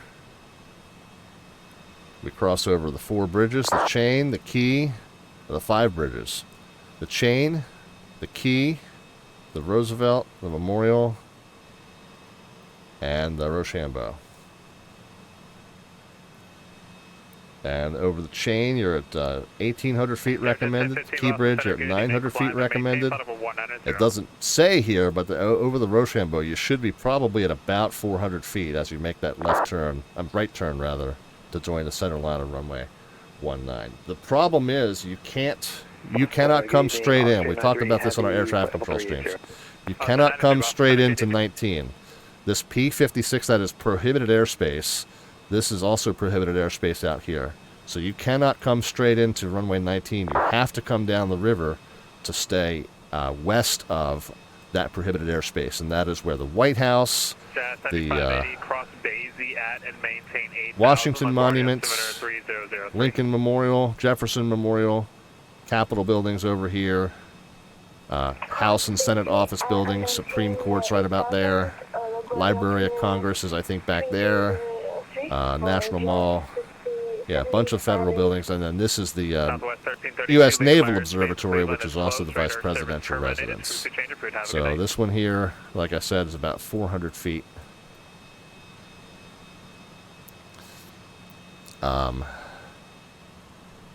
yeah, you cannot swing this turn out and line up with the center line. You must stay over the water until that last set of bridges. Very, very difficult approach. American 526 contact Washington. It's an instrument procedure, but it is flown under visual conditions. It's just like we just did, a visual approach to runway 13. We're still in an IFR flight plan, but we've got to fly that under visual conditions. You've got to be able to see the river. If you obviously you can't. An instrument approach is an approach that is flown entirely by reference to instruments. So if you can't see the river, you can't fly this approach. Thanks for being here. Carrier 8862, welcome to Albany. Left turn Alpha to the ramp. Have a nice day. Left turn Alpha to the ramp. Thanks for your time. 8 Carrier. Oh yeah, and that's the other thing. 1150 radar contact 60 miles northwest of Friend All brings up a good point. And we see this when we watch pilots do it. When you come down this portion of the approach, it is really, really easy to set your eyes ahead and see that you're lined up with a runway and go, oh, we're good, we're lined up, we'll just continue in. That's 1-5. 19 is this one over here. To do this approach properly, you've got to stay over the water, and then you make that short final turn on the runway 19. 15 now as a CRJ or a CJ4, we could land on runway 15. You can do a straight into runway 15 because that's from the north and west. No reason we couldn't do that. It's 5,000 foot runway. You can't do that in an airliner. Typically, you're probably too heavy for that. I think it's about 5,200 feet. So many airliners are too heavy for that. A few could do it, but many airliners are too heavy for that, and you've got to use the longer runway of runway 19er. But you, like I said, you get to this point where the river bends, and you're looking straight forward, and it's really easy to mistake that you're lined up for a runway and just go straight in. Would not be the correct runway. So that is definitely a good point. We'll show you when we get there how easy a mistake that is to make, and why it happens so often. Even in the real world, occasionally happens for those that aren't familiar. All right, let's get this filed. I was hoping to be airborne by about 10 minutes from now, so we've gambled on enough that may be a pipe dream at this point, but we'll give it a shot. Let's bring the pilot client back over. Let's get it filed. Now, Rutland is non-towered, so we're going to get our clearance. We're going to get a hold for release. Report airborne this frequency, all that sort of thing. We're going to call our alternate Easton. Departure time, like I said, is going to be 10 minutes from now, so we're going to call it 0130. Time en route, pretty short, an hour 12. And at this point, we should have 250 in the tanks. This is probably a crazy question. Cruise speed is going to be closer to 450. I'm just requesting to see if you know when I would possibly get to Washington. 36,000. In about 70 miles, so 10 minutes. Thank you. And that route that we talked about, let's get that over Frontier here. Flight 1150, cross Cyper, add and maintain, out of a 190. Cyper, add and maintain 190. Not heavy, we are in Lima. We're not doing a wings flight, we'll go ahead and file that. Okay, there we go. While we got this over here, let's just see if anything has changed with the weather situation at Rutland. 280 at 5, that's not that strong a crosswind. So we'll just continue to plan on runway 19er. Broken at 47, now overcast at 55, 3003, and temperature is 16. All right, let's go, guys. Let's get back into the aircraft and start getting ready to fly this thing. Jet 7580, turn right heading 240.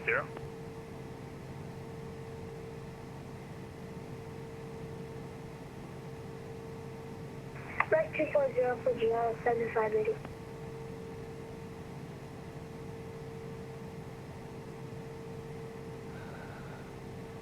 Boston's under citation 514 Delta Victor, got the weather at Rutland IFR to DCA. Number 514 Delta Victor, Boston Center, welcome back. Cleared to the Washington National Airport as filed. Climb and maintain 7,000. Expect flight level 360, 10 minutes after departure. Contact me on this frequency passing 5,000. Squawk 4735 and hold for release. All right, clear the DCAS file, maintain 7,000, 360 and 10. Departure with you, passing 5,000, 4735, and hold for release 514 Delta Victor. Question number 514 Delta Victor, read correct, advise when you're number 1 at the runway, ready for departure. All right, we'll call you number 154 Delta Victor. All right, so all that's done. Again, it's a non-towered field, so there's no taxi instructions. There's no cleared for takeoff. We basically have to check in with him to make sure that we are released. That means we're allowed to join this flight plan in the air. So we can't do that unless we've cleared that with him, but he will not give us a takeoff clearance. He will give us a release, and then he'll say report airborne this frequency no later than blah, blah, blah. Other than that, it's pretty standard. It's just we have to switch to Unicom for taxi and departure, and then we switch back to him once we get through 5,000, like he said. All right, comm frequencies, that's all done. Since he's the only controller on that we're going to talk to. Got our clearance. Let's go ahead and get the route into the FMC here. Flight plan, if we enter KRUT, it will clear everything else out. There we go. And then KDCA. Over ya. We are going to depart. Have a good night. Yeah, there's no departure procedure, so we don't even need to do that. We're just going to go direct Albany, and we got cleared as filed, so we can just point ourselves right to Albany as soon as we get airborne. So direct Albany, and then J6 to, I was going to think about that for a minute. Yeah, there we go. J6 to Jeffa. And there's Mr. Jeffa. We're on the Q480. After Jeffa. To Mikey G. Mikey G.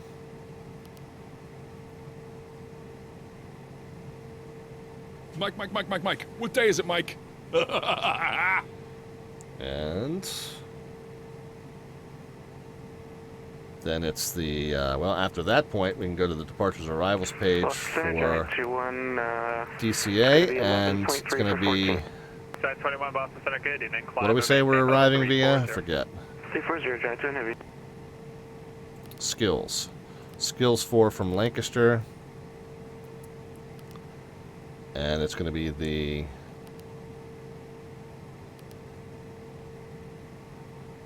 ILS Loc LDA. I guess the thing to do, guys, would be to program the RNAV 19. It is almost the same exact path, but we are going to fly it as the River Visual. So all that goes in. Let's look at the legs. So direct Albany, and then all those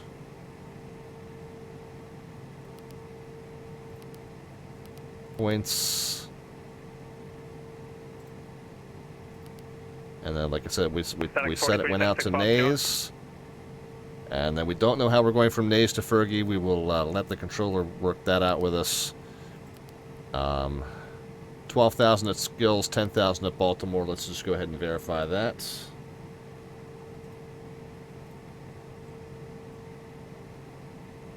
Well, it says expect and expect. So we'll have to, again, we'll have to confirm that with the controller. So this won't be descend via the skills 4. It'll be, you know, cross skills add and maintain, or cross Baltimore add and maintain.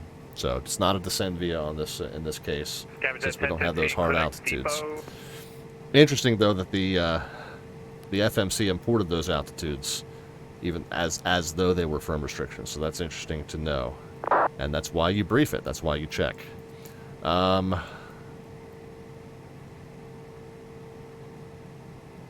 so we got all that in there.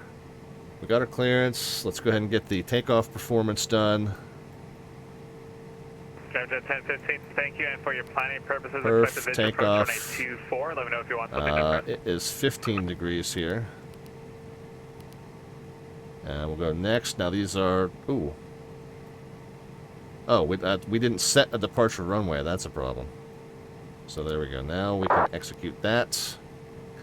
Now we can go, I think, to performance and takeoff.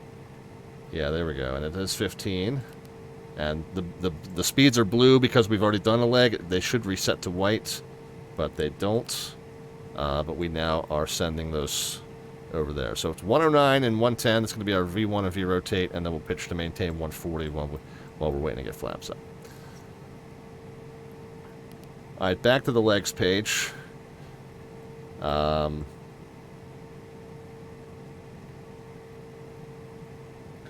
Let's set the altimeters. Center 133.72. Have a good night. 3003, so that's slightly higher. Or no, 3003 and 3003. All right, what else, guys?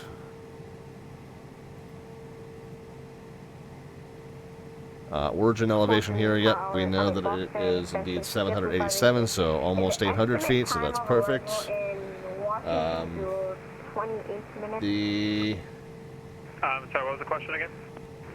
Squawk code we got assigned on the tune page, 4735, 4735. Enter that. No idea, to be honest. Okay, either way, thanks. Pretty good. Alright, we will go. So we were already in plan mode. I'm going to zoom this out so we can cross depot, add and maintain kind of look at it here. Let's go to the MFD advance, and let's go to the 2 waypoint. So that'll take us back to where we are now. And step through. This all looks good. I'm going to zoom it in at this point. Okay, after eyes, we turn north and west. Next.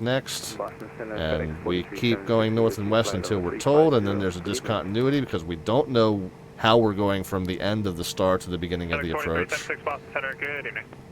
But then there's the RNAV to 19, so everything looks the way it should. All right, good. Thank you so much. Have a great night, JetBlue 518, contact Washington Center 133.72. Have a good night. Contact Washington Center on 133.72. Okay, I think we're good here. Good night. Southwest 4153, climb and maintain final 36. I don't know, she has the patience of a saint for sure. Captain Scientist commenting on the conversation with the young gentleman that was asking about his ETA to DC, like the controller would be able to tell him that. Go ahead and reset our refs. Reset our minimums. There's a couple of things I missed here.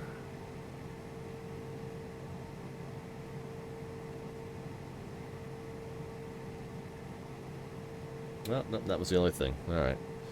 Back up to the top.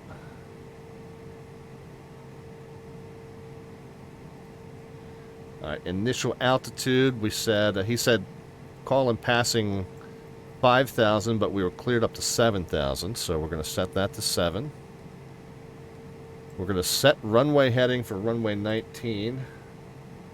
And I don't think we've got, I think it was 194 was the final approach course. 176 on climb to 170. Yeah, 194. So we'll assume that's also the runway heading. It's not necessarily the case, but we'll just assume that. But then we'll direct ourselves to Albany as soon as we get going. Alright, safety and seatbelt lights can come back on. May I have your attention, please? We'll get the engine number 1 started back up. Climate control comes off. Shoulder harness at this time.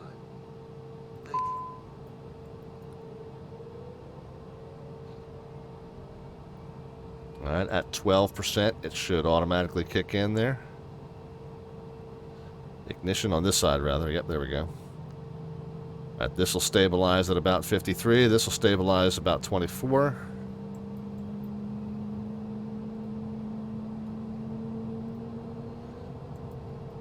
We'll brief our taxi direction while we're waiting for that to spool up.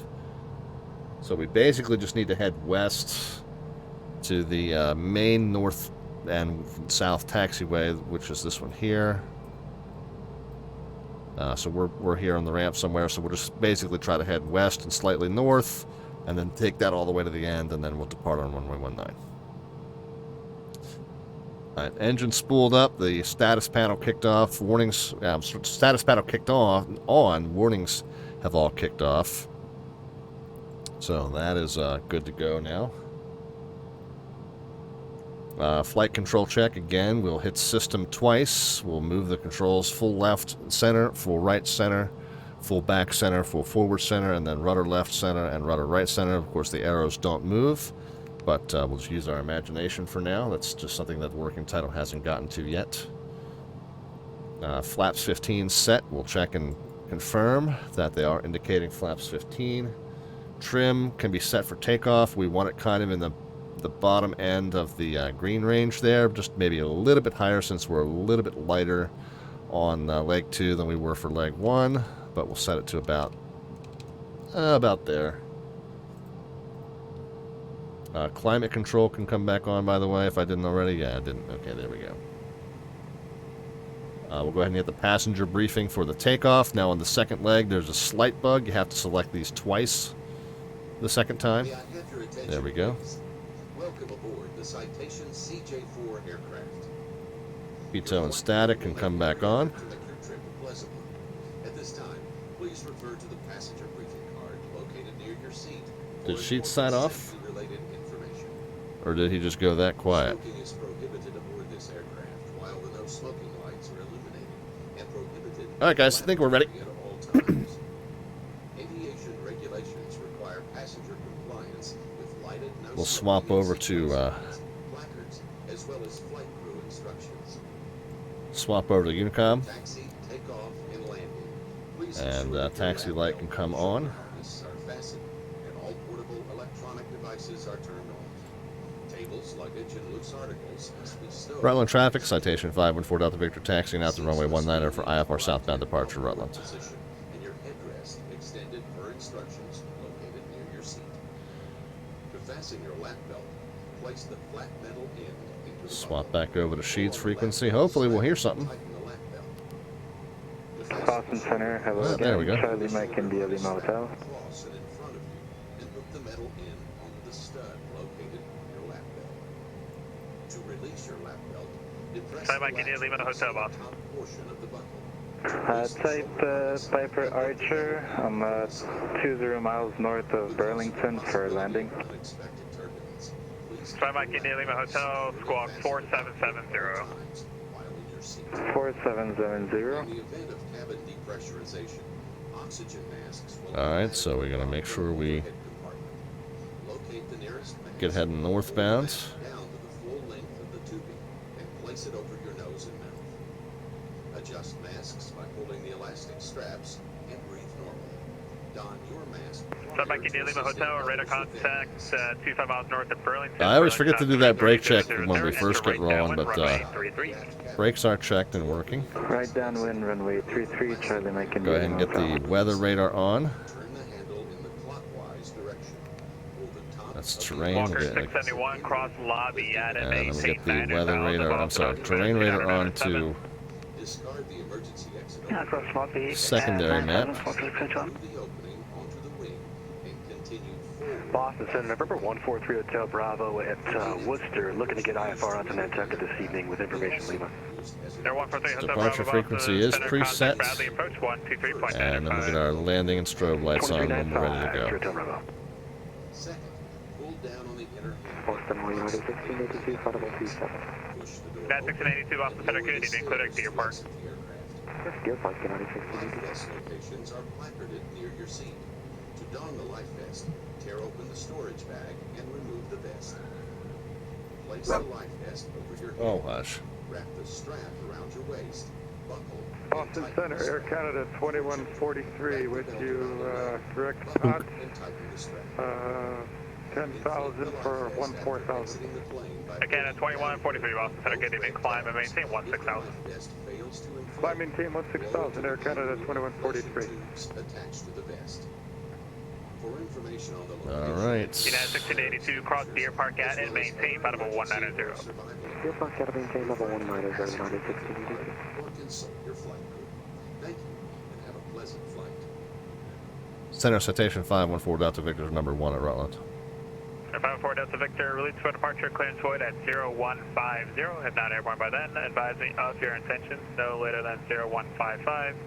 The time now is 013. Change to advisory frequency approved. Talk to you in a bit. All right, frequency change with advisors approved and void if not off by 01505 for Delta Victor. All right, change with advisories. Landing light, strobe light. Rutland traffic, citation 514 Delta Victor, departing at runway 19er, IFR southbound, Rutland. No traffic observed. We haven't really been on frequency, so we should look extra closely. Certainly don't see anybody.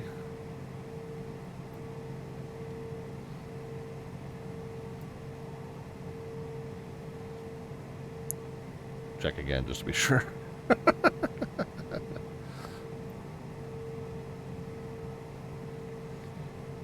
Engage Toga, that just engages the flight director. Get lined up. Engines responding normally and symmetrically. No warnings. We are ready. We're going to advance the throttles all the way to takeoff.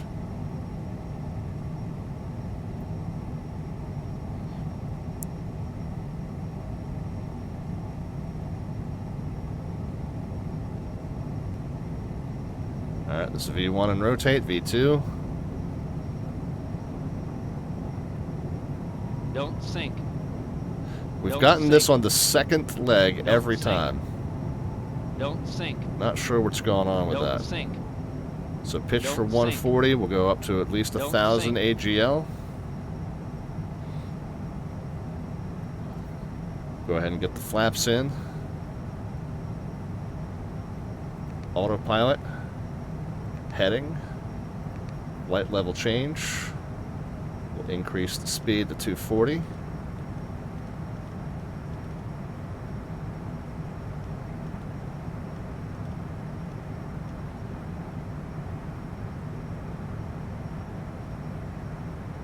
Rutland traffic, citation 514 Delta Victor, clear runway 19er, Rutland.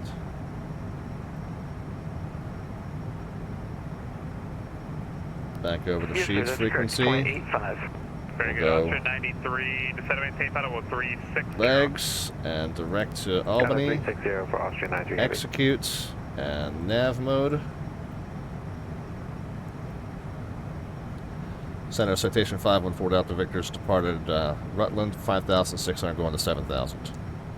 November 514 Delta Victor, Boston Center radar contact on top of the Rutland Airport, climb and maintain flight level 360. 360, 514 Delta Victor. Alright, so it started to level us off. Yep, okay, we got to get it back into flight level change mode here. We didn't.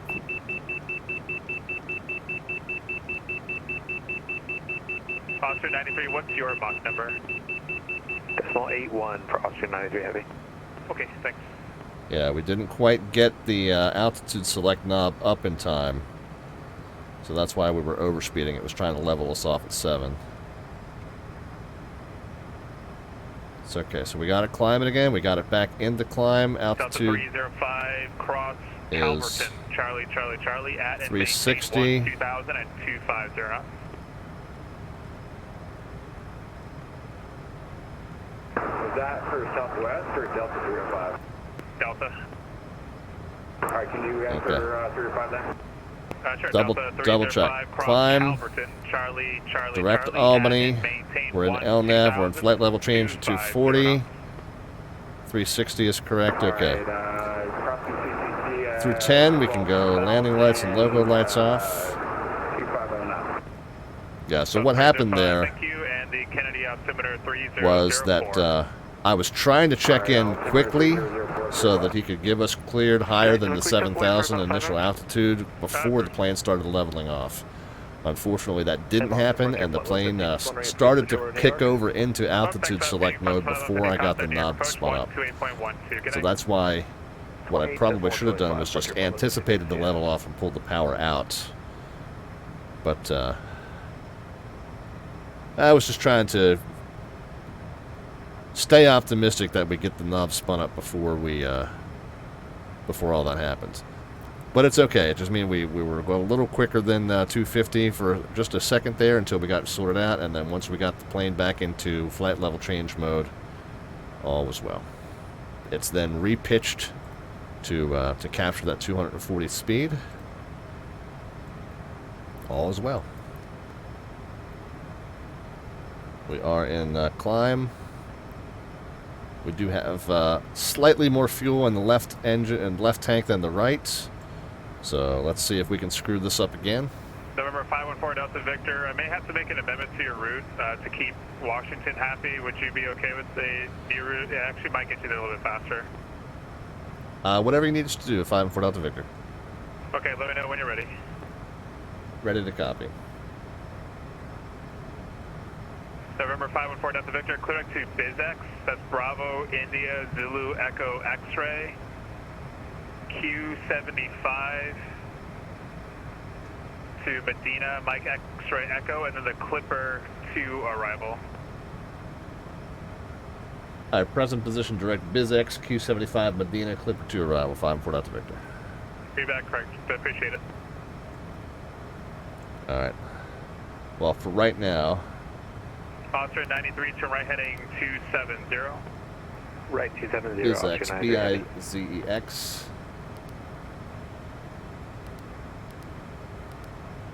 Let's insert it after Albany, but then let's just go direct. Gavin 1015, Charles heading 090.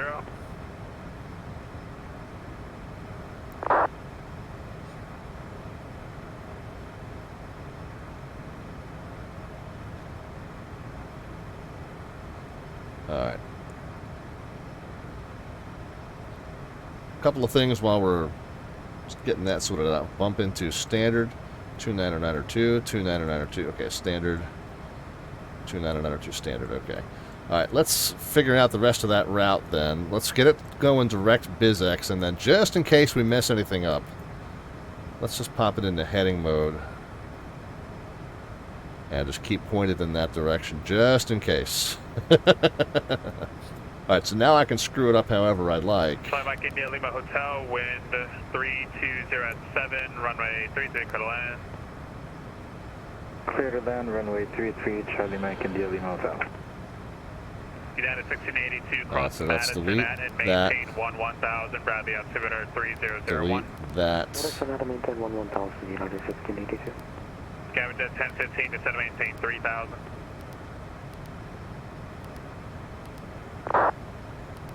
Delta 305, contact New York approach 128.12. Have a good night. Alright, off to New York approach 128.12, Delta 305, thanks a lot. So direct Albany, and then, okay. So then let's go departures, arrivals.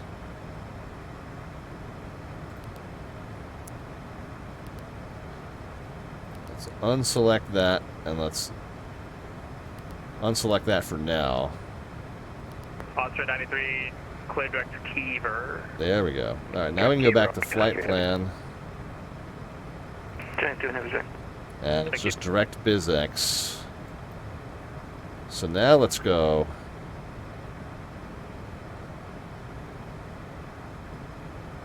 Q75. Giant 21, contact Washington Center 133.72. Have a good night. 3322, good night. To Medina, right? MXE? Okay.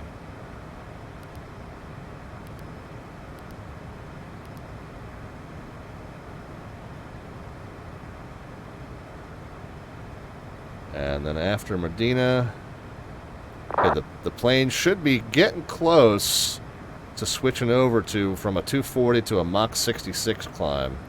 Might be Jet 1015, thanks. another ways up, yeah. I'll have your visual in just a moment. Alright, so after Medina, then we go to departures and arrivals. Boston Center, November 114 Whiskey Pop. And it's the Clipper 2 from Medina. 114 Whiskey Papa, Boston Center, hello, Manchester, altimeter 29996. With the RNAV to 19 from Fergie. Now we can execute, and now we can go back to the legs.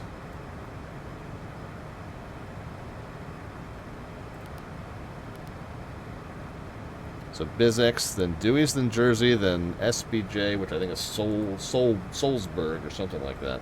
Let's plot this in here and just see what it looks like. Jet 1015, Charles heading 060.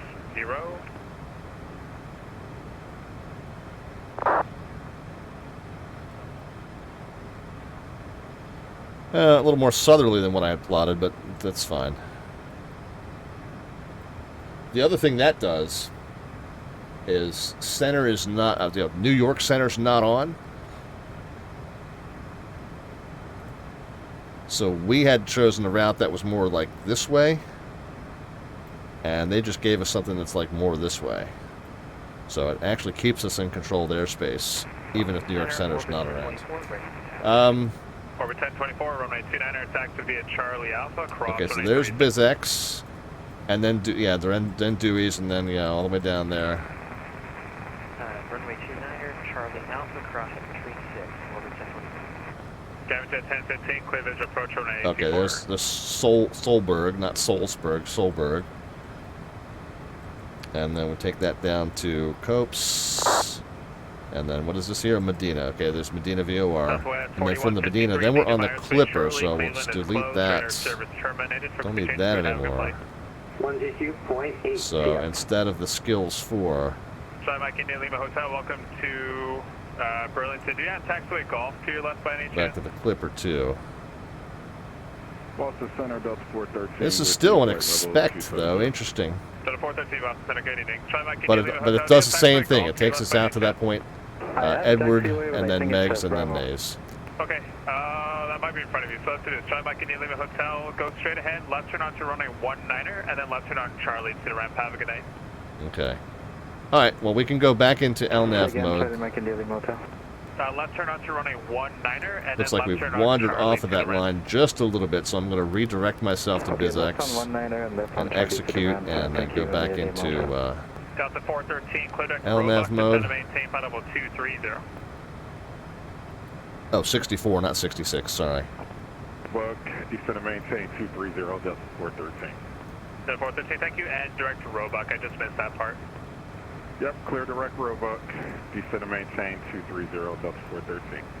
Thank you, Gamma Jet 1015, wind 220, Okay. 61824, clear to land. So after Medina, then it's Nuggy. Non-turbojets expect 11. But Trish's turbojets expect 12. Again, it's interesting to me that these populate in as though... Oh, that it didn't. This one didn't. I'm going to go ahead and put it in there, though. Whoops. Because I want the top of descent to assume that that's what we are going to get. Daisy and maintain 8,000, altimeter 3003, Air Canada 2143. And then at Baltimore, we should be 250 and 10,000. That's the 2942 Boston Center, good evening, climb and maintain flight level 340. Call day level 340, to 2914, thanks.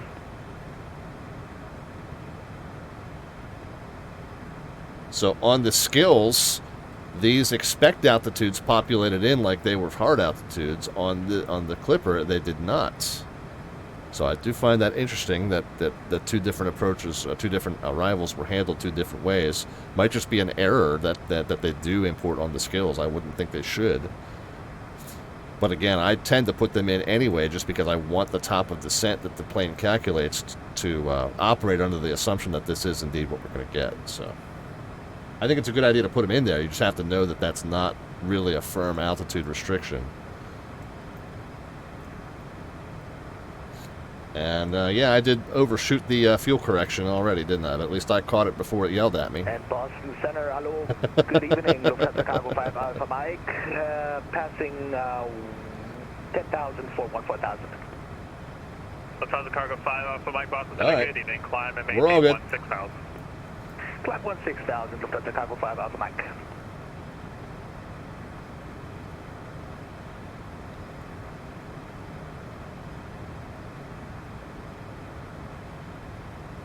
Got rocked around a little bit there.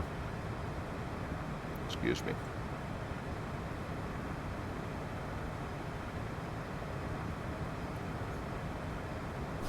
By the way, oh, guess there's a plane here somewhere.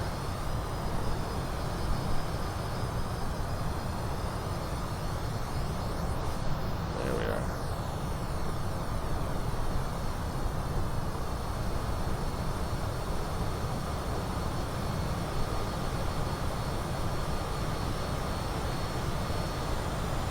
Altitude. There's a screenshot fodder there.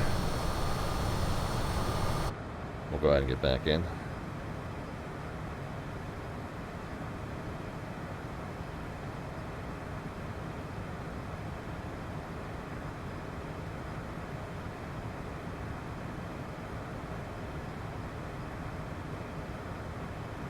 Yeah, we're still slightly heavier on the right side, so we're sending it right to left. Leveling off at cruise so we can get the belts off.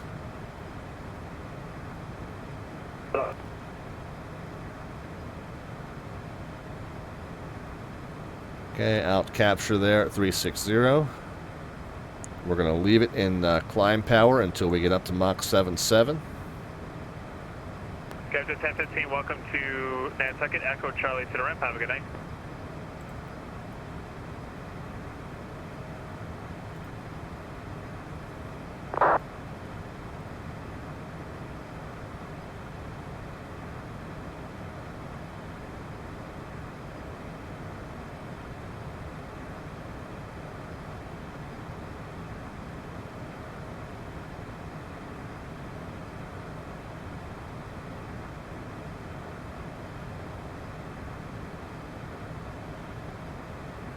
Canada 2143, leaving my airspace. New York approach is closing. Radar service terminated. Frequency change approved. Have a good night.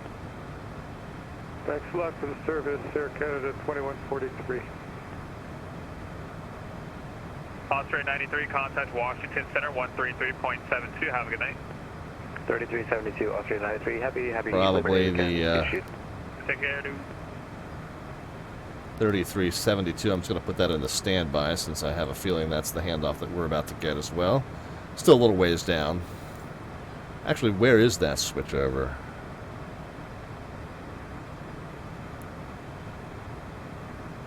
Boston Center, orbit 1024, holding short runway 29er. Orbit 1024, thank you. So I guess technically Q75 comes right down the pike of the border between New York and Washington airspace. And then after Modena, it becomes Potomac's, I suppose. But when is it? Yeah, so it's Boston's until this point Dewey's. And then it's New York's until essentially... Right now we're at 230. Not yet. Down here until Medina. Roger, just checking. Delta 413, thank. But I think... 701 Boston, you want?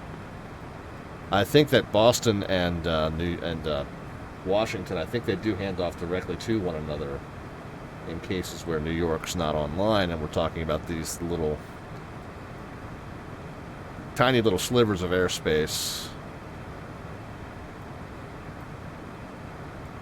So we'll see what they do with us. I have a feeling we'll be handed direct to Washington, though. Coming up on our cruise speed of Mach 7.7. And again, we're told that the thing to do, the thing that the real-world CJ4 pilots do typically, is they just run it right up onto the bottom of the red tape. Not too much to worry about in terms of fuel economy by running a little slower. So typically you just run it right up to the VNE and park it right there.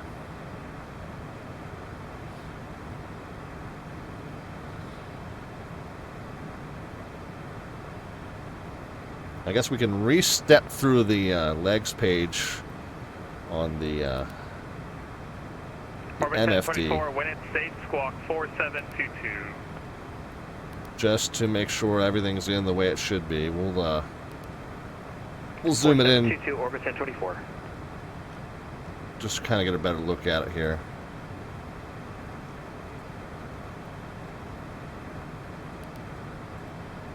And then there's the point where it's going to turn out to the north and west.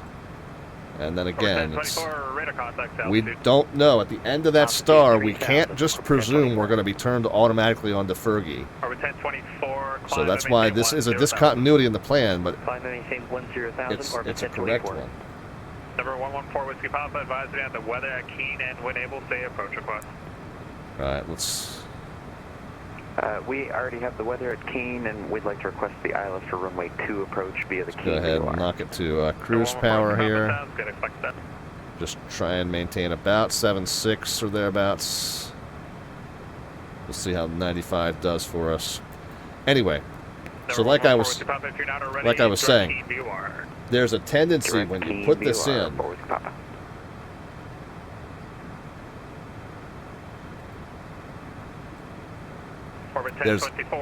to erase the discontinuity that would then go from Nays direct to Fergie.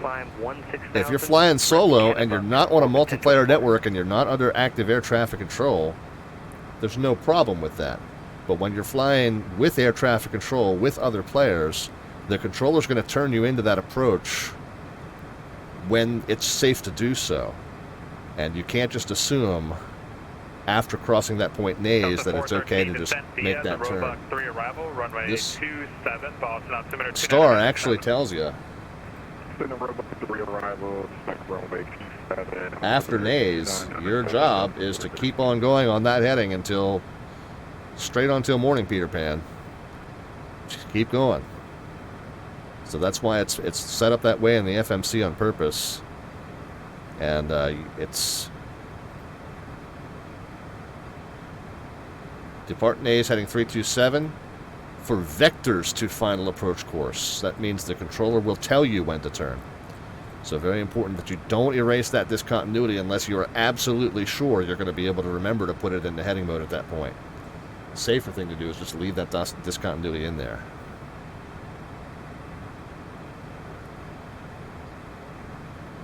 All right, 751. Okay, we'll put a little more throttle in it here. Sir Skidmore's back. Friend to all says the blue dot scanning on the left is an active indicator, not a scanning radar. That is the weather. I'm not sure exactly what weather system it is, but you'll notice if we turn the weather radar off, that goes away. And in terrain radar mode, that's not there. That has to do with it being in weather radar mode. So I'm not 100% sure that answers your question, but I think it does. Clipper 701 Boston Center, hello, squawk 4726. 4726, Clipper 701.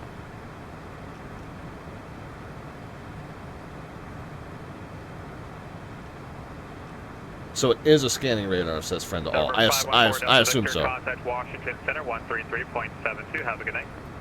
3372. Thanks, 5 and 4 Delta Victor. We'll see you. Yeah, I assume the answer to that is yes. I don't really know any more than what I just said, honestly, to be completely honest with you. When the weather radar is on, it does that. That's all I really know. I assume that means yes.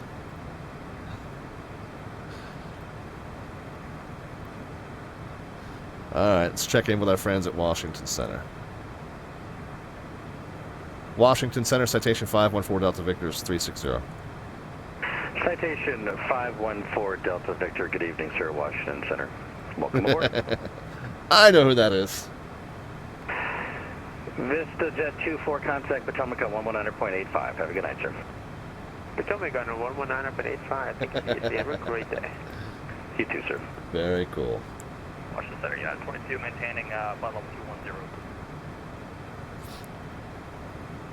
210. United 22, Washington Center, good evening. Climb maintain flight level 380. All right, so again, on the Clipper, we're not going to get a descend via the Clipper blank arrival, Clipper 2. We're not going to get descend via the Clipper 2. They can't issue that. There are no hard, firm restrictions on the way down, so he can't give us descend via. He's got to give us cross X at and maintain Y. Cross X at and maintain Y. That's it's going to be a little bit different than a profile descent. Delta 609, contact BAS at center 134.7. Have a good night. 134.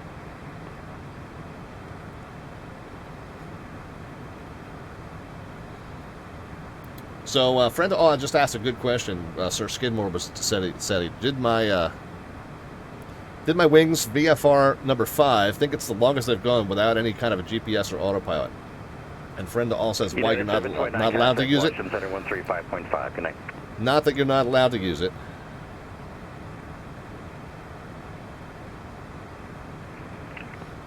And matter of fact, you know, it's never a bad thing to have additional information in the cockpit, but as Sir Skidmore says, it's just a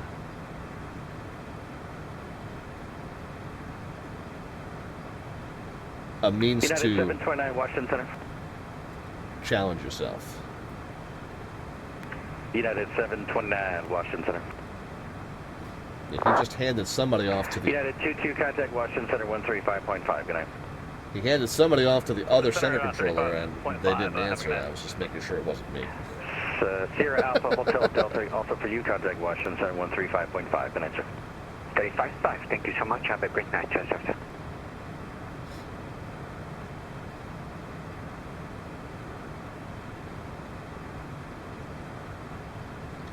American 245 is here. Says DC just gave me a reroute for harsh weather. Is there harsh weather? I don't feel like it's been. It was a really nice. So I live in Baltimore. It was a really nice day here today. I guess we got weather to the west. That's all Cleveland's airspace up there. 1261. See you next time. Yeah, it was a gorgeous day in the KDCA. 5-4 Delta Victor. Operational weather necessity, then you reroute you advisory to copy. You got stepped on. It was some sort of a weather advisor. Go ahead with it. For operational and weather necessities, I need to reroute to advisory to copy. 5-4 Delta Victor, go ahead. 514 Delta Victor, you're cleared the Washington National Airport via the Iron 7 departure from Richmond. Maintain flight level 360 for now. Proceed direct to the Richmond VOR advisory to go. We're unable for fuel.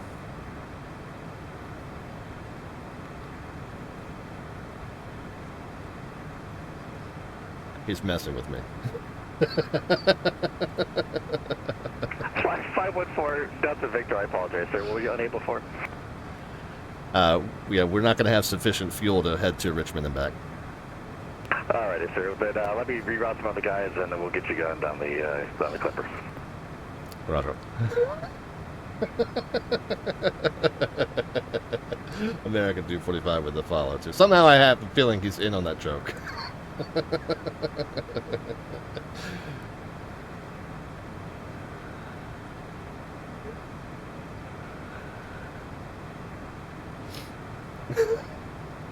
Bunch of jerks. Stream sniping. I ought to report the lot of you.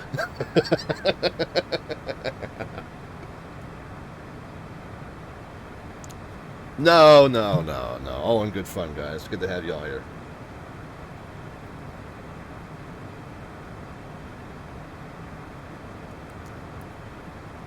So Sir Skidmore says... America 10.9, cross camera, data maintain 11,000, speed 250 knots.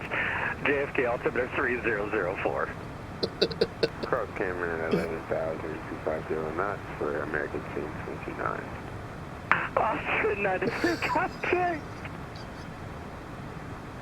Contact Pacific approach 126.1. Have a good night, sir. I think we've given each other the giggles at this point. I'm not even running mixture enriched tonight. It's a shame, I should be.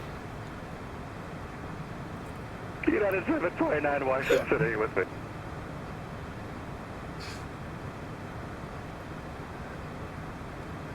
At some point, there was some actual discussion about flying in here, so I'll try and get back to the chat questions in just a second.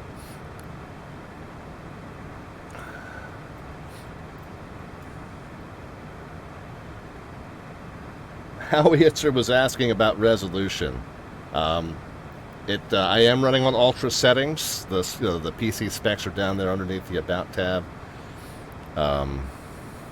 So yeah, I don't really have too many performance issues. Occasionally, now earlier on, months ago, it's been a while, did have some stuttering issues, but we found that was related to the fact that I had enlarged the rolling cache. Once I erased that and put it back to the default settings, the stuttering issues seem to have, knock on wood, cleared up. But yeah, I do, it's a pretty decent gaming rig, and I do run it on ultra settings.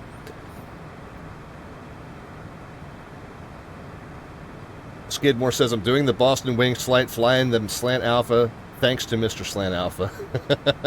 We had American 245 with the follow. I think we said thank you for that.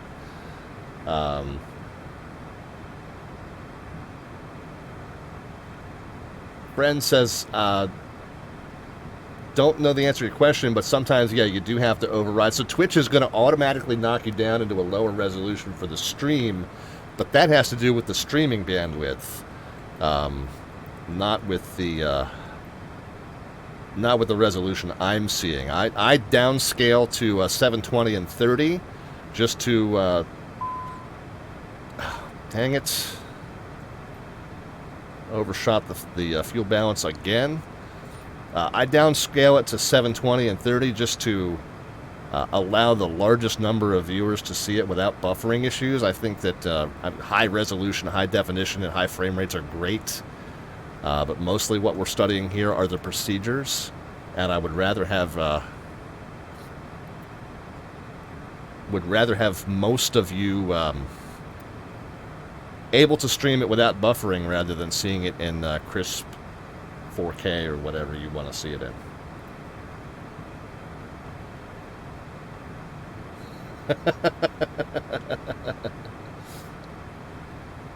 What frame rates are we pulling? I don't know how we hits are on X-plane. I typically get in the 50s and 60s. Depending on if there's clouds, it sometimes dips to 30, 35. I don't know about in Microsoft Flight Sim. I don't check it. Looks pretty smooth to me, and that's really all I care about.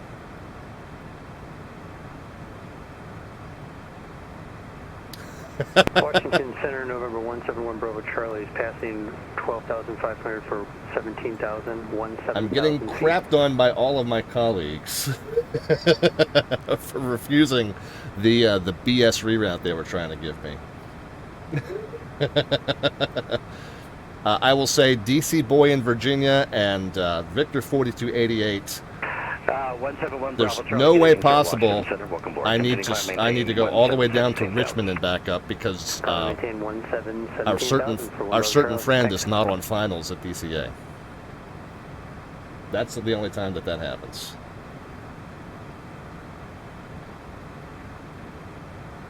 Fried Corn Cake says the fuel balance issue is going to end badly because your DC friends are just going to try and distract you.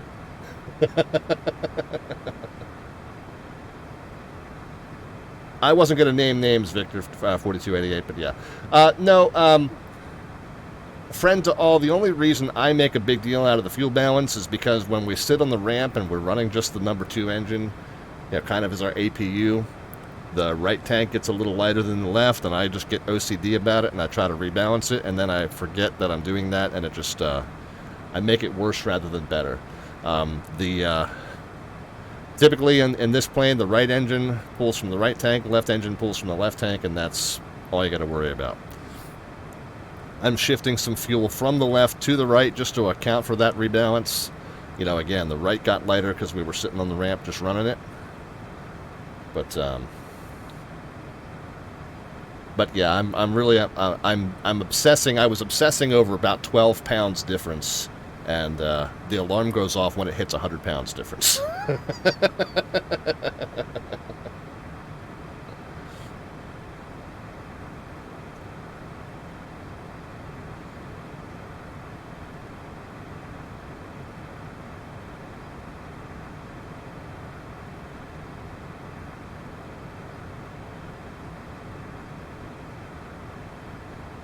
Let's see, what is the arrival into DCA right now? Oh, they've got, my goodness.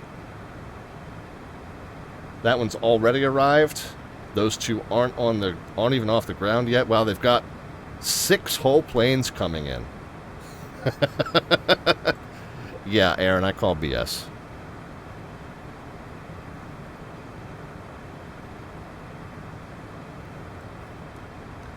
In the center, 514 Delta Victor approaching top of descent.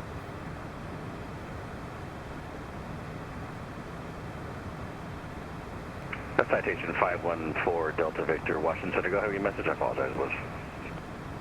Yeah, we're looking for lower if we can get it. Yes, sir. 514 Delta Victor, cross Trish, at maintain 12.12.7, Baltimore, altimeter 3008. All right, Trish, at and maintain 12,000, 3008, 514 Delta Victor. All right, VNAV. Washington Center, Air Canada 488 with you, flight level 17,000. Okay, now it's saying no path. 488, Washington Center, good So evening. basically what we'll do... I maintain flight level 230, Air Canada Yeah, 488. so I got that to him a little late. My fault for not paying attention. So it's saying no vertical path is available. Let's get it. American 1029, leave airspace to the north. New York is offline. Radar. Let's get it out of VNAV and just into regular flight level change. Down to 12,000. 420, contact Indy on 119.55. Have a good night. 119.55, United 420, yeah. Go ahead and get the belts on. May I have your attention, please? The captain has turned on the seatbelt sign. Please fasten your seatbelt and shoulder harness. I'm going to manually adjust the throttle to maintain 280 as 280 creeps up as being available below the never exceed speed. It looks like the vertical path is starting to come back in. As it captures, we'll pop it back into VNAV mode and we should be okay from there. Delta 2914, Washington Center. Good evening, sir. Welcome aboard. Thank you very much.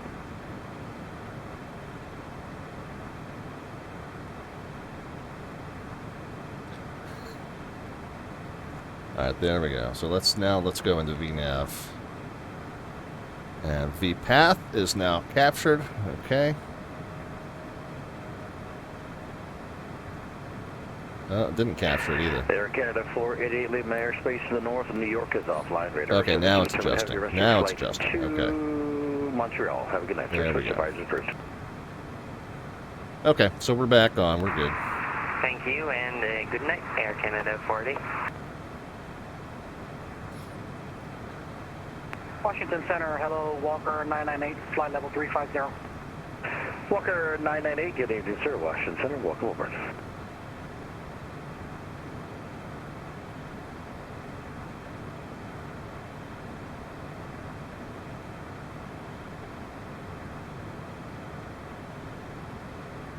Interestingly, it looks like they do have 2 planes coming in from the south, or coming in from the northwest, that are maybe flying the River Visual. Have they switched it around?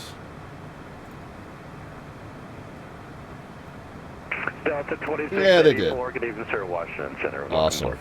Very cool. Very nice of those guys to do that.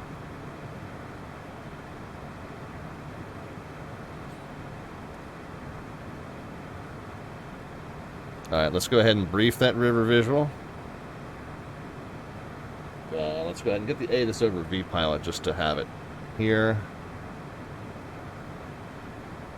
Information Hotel.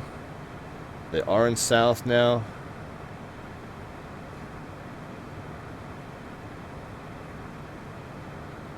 .3010.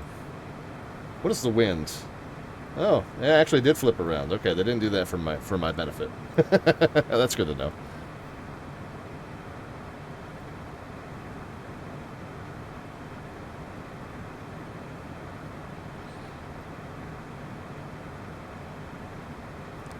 All right, so Fergie at 3,000.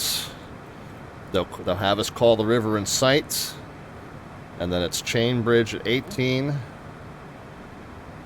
15 by the reservoir, 900 by the Key Bridge, about 400 over the Rochambeau. Stay over the water. Do not stray left of the water. Do not stray left of the water. Do not swing this out wide in order to line up with 19. Stay right over the water. Make that turn right over that last set of bridges there. 2764, 370, good evening. Going to be a right-hand turn-off if we make it down successfully, and there's no instrument-based missed approach if we do need to go missed.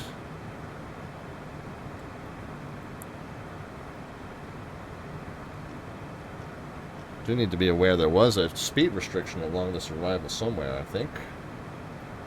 Yeah, 250 at Baltimore.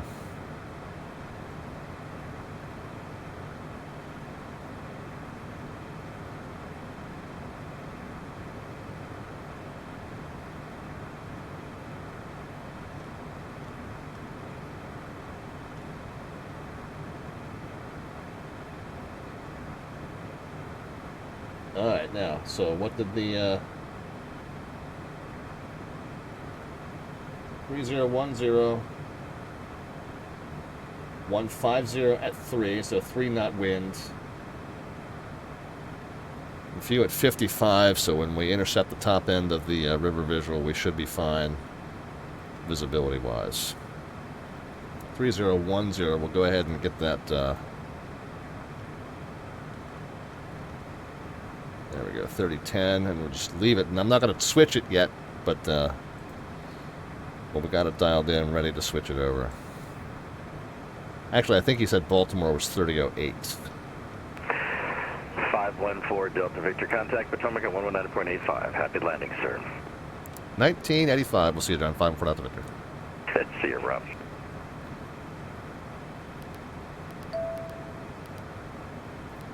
All right. Whoops.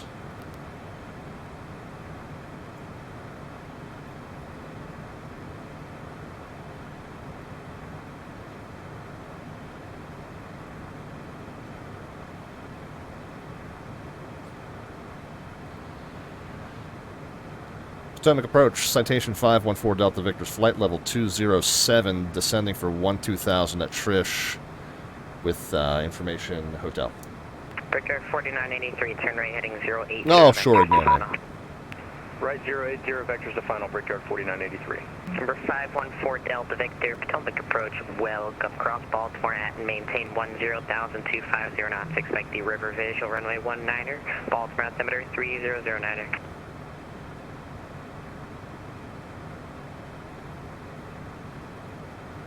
Fine, 4 Delta Victor, was that for me? Affirm. Alright, 3009er and respect the River Visual 19er, 5 4 Delta Victor.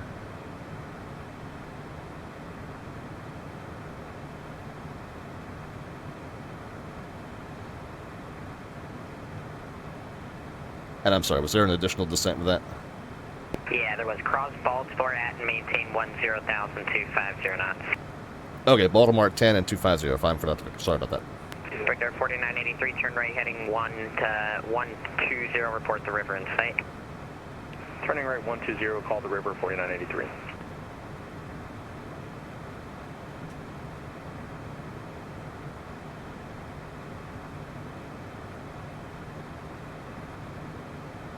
Brickyard 4983, the river is in sight.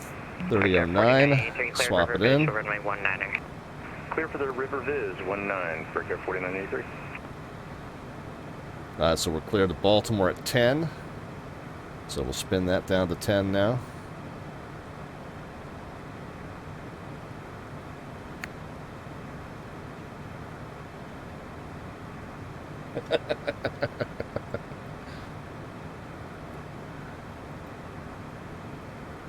Alright, we can try to keep 280 and let the speed drift up a little bit, but we'll get it back down to 280, and then once we get down to Baltimore, we'll get it back to 250. Alright, let's get back over to the checklist, guys, and make sure that I've not been distracted from any other critical tasks. Victor 4983, contact Washington Tower, 119.1. Tower on 19-1, Brickyard 4983. No, you're all good. Hey, dealing with distractions is part of a pilot's job, isn't it? You're all good, guys. You're all good. You know we love you.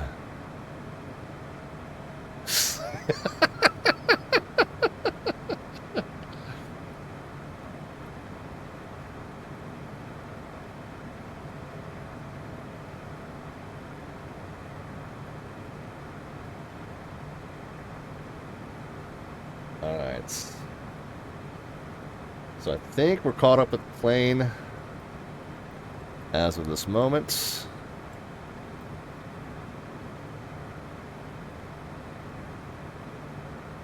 Yeah. I am still, yeah, I'm still futzing with that stupid fuel balance.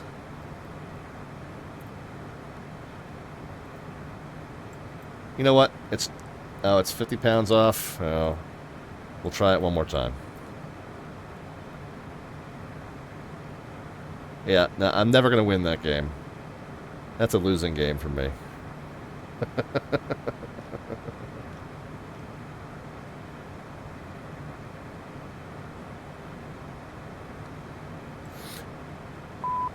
Yeah, so there's a crossfeed valve here, friend to all, that allows me to shift it left and right, and I keep overshooting and forgetting, and it gets balanced, and then it keeps on going, and I just keep forgetting that I'm doing it.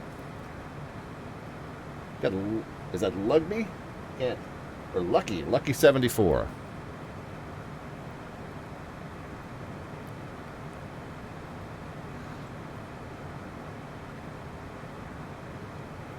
£1,600 can't get us through. 1,600 pounds is about an hour and a half. So, probably. But I'd be violating my IFR reserves for no good reason, except for you guys want to mess with me. So, no. Unable.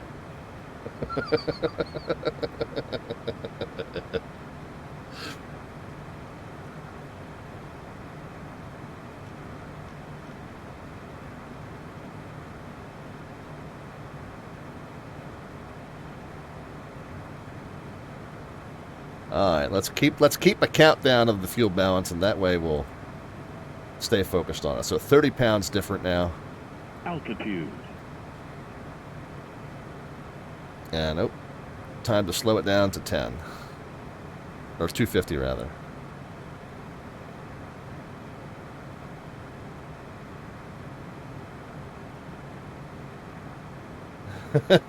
People says, thank goodness you don't run the fuel truck. I think our friends at Washington are just trying to drum up some additional business for the fuel truck.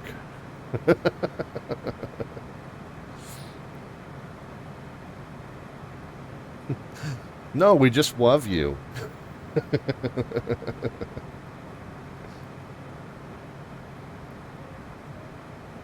Alright, so we'll keep 250 there. Alright, how's the fuel balance doing? 16, 18 pounds, still heavier on the right, okay.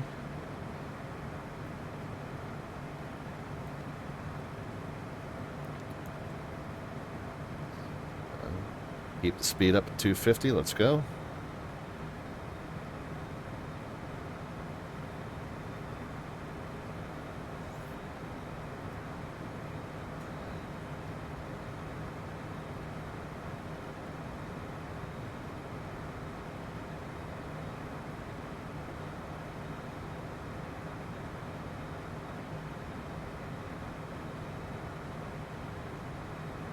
Yeah, there we are, 10,250.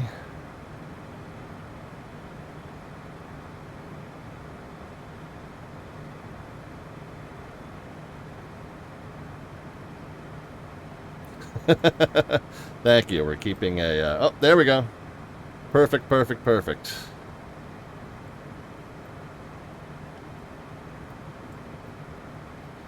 That's the problem, is my mind wanders too much on these things, man. Finally. Alright, we're good. We are golden, guys. We are perfectly balanced. Sir Skidmore just saved the day.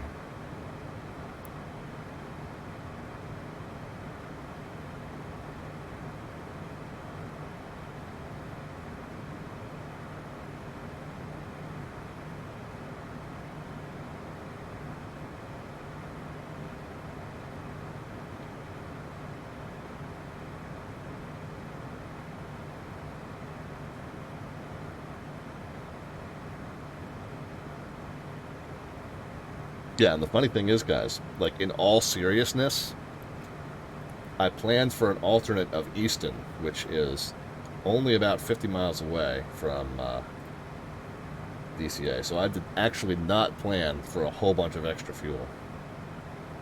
45.5 miles straight line distance from primary to alternate.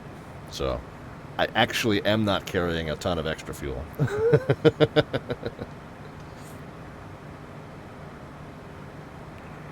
Potomac, good evening, United 655, 10,000, direct Reagans.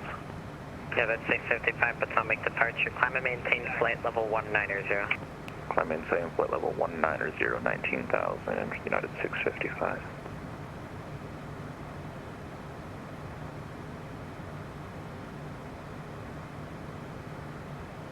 Alright, so we're going to be looking for lower after crossing Baltimore.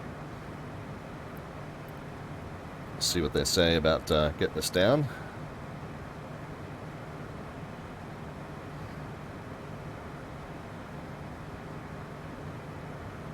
November 514 Delta Victor, descend and maintain 6,000. 6,000, 514 Delta Victor. Alright, so we'll step down to 6.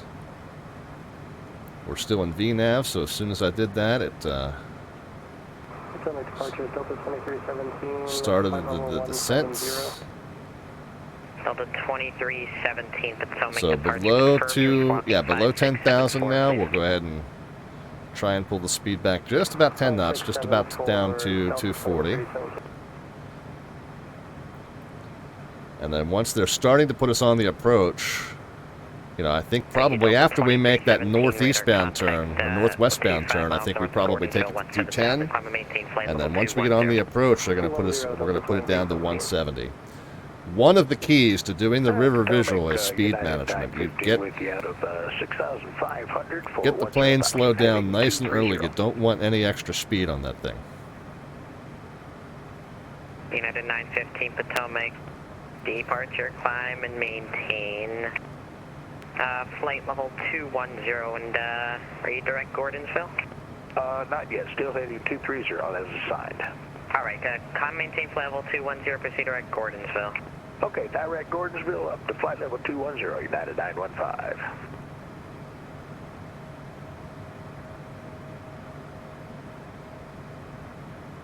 Potomac Department, November 37 Lima, 3,300, just off on DCA. November 378 Lima Potomac departure, radar contact, climb and maintain 4,000, and turn right heading 260. As we get in, we can actually, well, I can, I was just going to say, we put our head up just a little bit, we can start to see the river here. Look down that way. Actually, yeah. Delta 2317 contact, Field in sight. Washington Center 133.72. 13372, Delta 2317.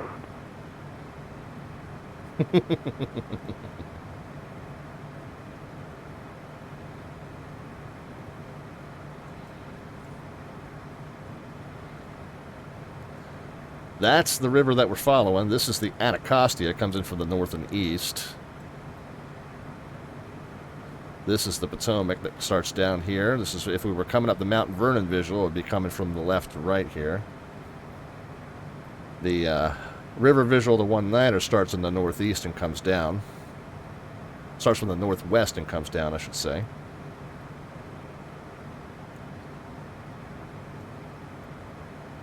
Kind of near College Park. If we look down, we might see the university. That, I think, is supposed to be FedEx. Okay, there's Andrews Air Force Base there. That might be FedEx Field right, there. You can bring that up with the next guy. Washington football team Manassas. plays. I'm going to hand you off to him shortly. For now, proceed direct to the Manassas Airport. Proceed direct to Manassas Airport. Oh, the university, yeah, the university's right down below us. And there's the University Golf Course. Yeah, there's Maryland right there, guys. Used to know that place quite well.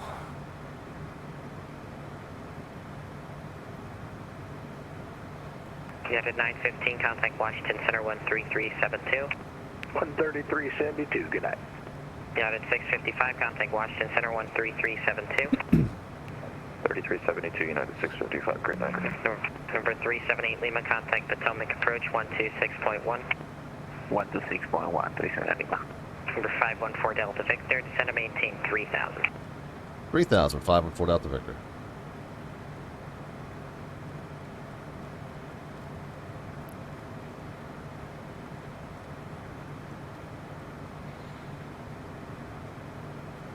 And as a matter of fact, guys, I am going to just take it out of VNAV and just put it into a vertical speed.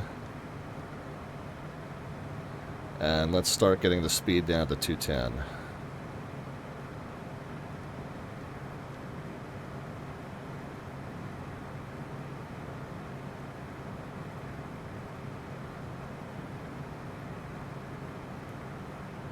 By the time we join at Fergie, that we should be at 3,000.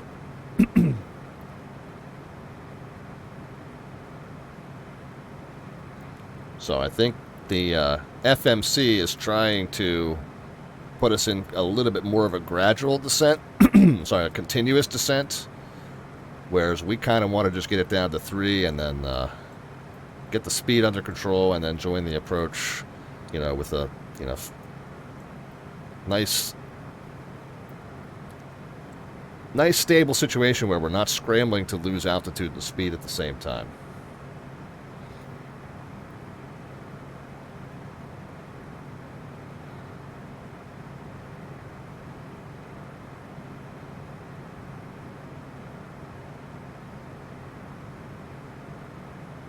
So full idle now.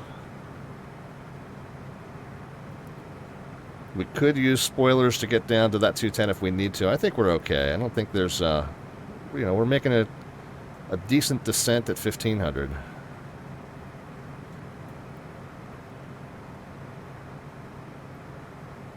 Severe clear, as they say.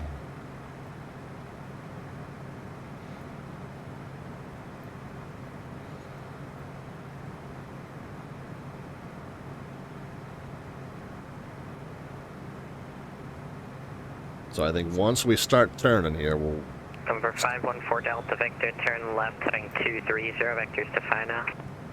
Alright, 230, 514 Delta Victor. Heading mode, 230.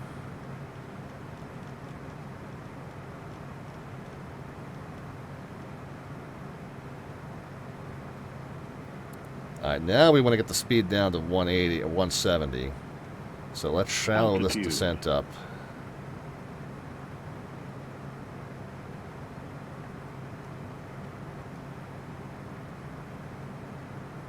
Let's tell the FMC we're going direct Fergie, even though we're not really.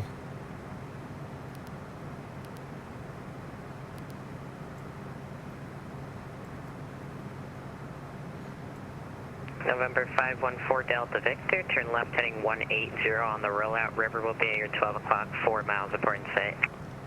Alright, 180, we do have the river in sight, 514 Delta Victor. Number 514 Delta Victor, clear River Visual, runway 19er.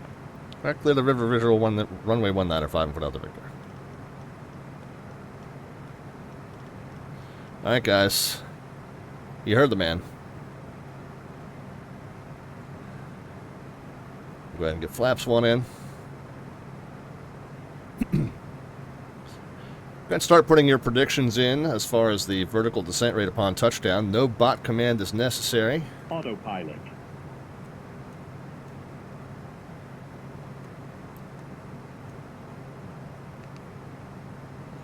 Just a number into the chat, positive or negative, representing your prediction as to the vertical descent rate at the moment the wheels touch.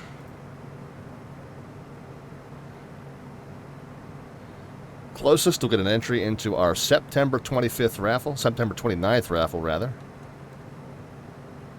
with Slant Alpha merchandise or $25 gift cards up for grabs. At this point, we're basically going to stay over the water, and the...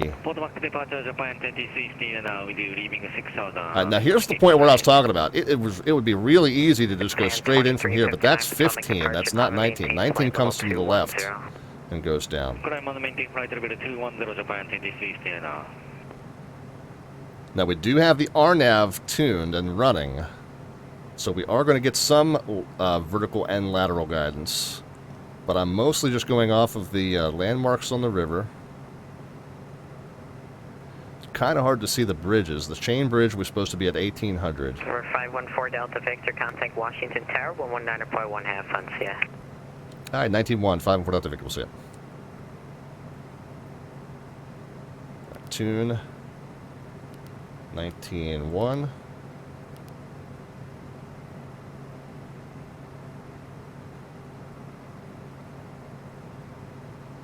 So I think that's the chain bridge that we're passing over now. So we should be at about 1800. This 130 ready for taxi. Taxi 130, Washington Tower, runway 19, taxi via Kilo, Lima, Juliet, hold short, runway 15. Kilo, Lima, Juliet, hold short 15 for Cactus 130. Washington Tower, Citation 514 Delta Victor River Visual 19er. Citation 514 Delta Victor, Washington Tower, guess minus 63, the wind calm, runway 19, clear land. Clear land 19er, 514 Delta Victor.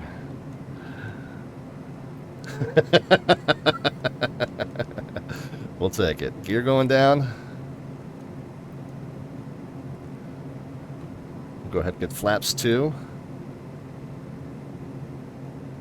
I believe this is going to be the key bridge here. We should be at about 900. Oh, I don't think I ever did the performance for the V speeds. We're gonna eyeball the V speeds off of the angle of attack meter up in the upper right. Bad pilot, bad pilot. Never did the performance approach. Or, yeah, the approach performance. Let's see if it's solid green there. That means we're right down where our perfect angle of attack is. So that's going to kind of be our VREF there.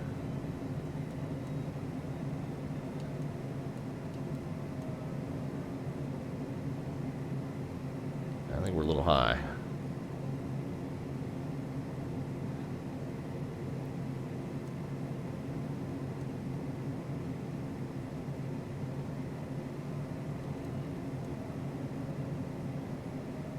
Alright, landing clearance received, flaps set and checked.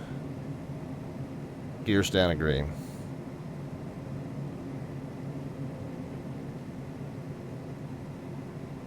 I think we should be at about 900 and then about 400 over the Rochambeau.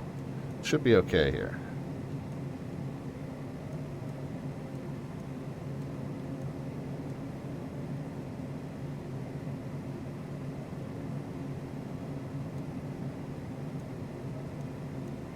Yeah, we're a little bit slow.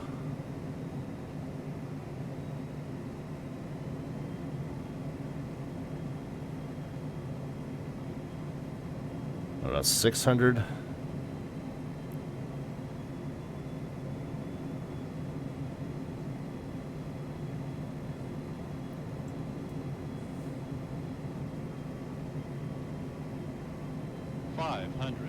Yeah, we're a little bit high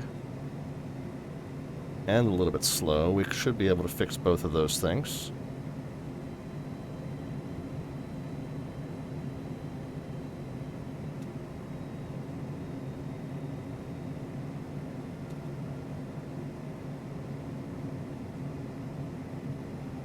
Overshot the turn slightly. And we are coming in a little high and steep. So we're gonna float this kind of long, but we should be able to get it down safely.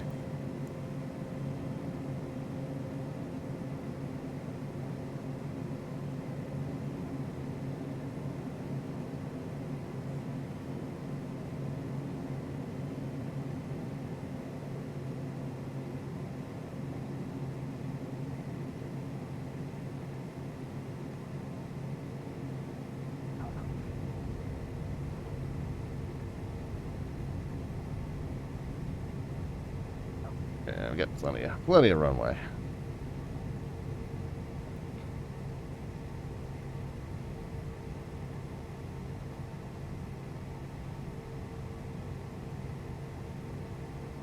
November 4 Delta Victor parking at signature.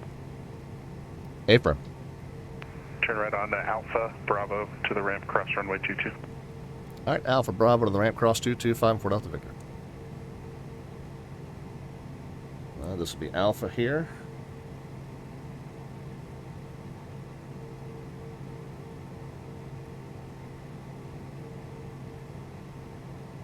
And Tower Cactus 130 holding short. Go straight across. 15 at Lima. Flaps and spoilers can go in. Runway 15 at Lima. Continue Juliet. Hold short runway 19. I never did get the I have a frequency change for you. landing and taxi lights on. All right, cross Lima. We'll continue. I mean, sorry, landing and Juliet, logo lights back on, but we got the taxi lights on now. We'll monitor for that frequency change. Hito.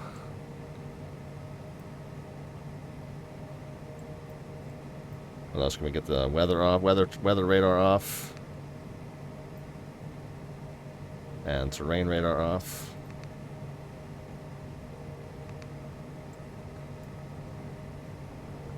All right, here's our right turn onto Bravo.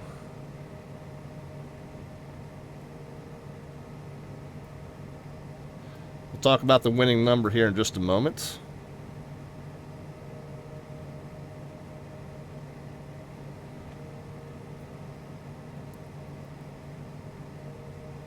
I think Bravo technically is that line over there.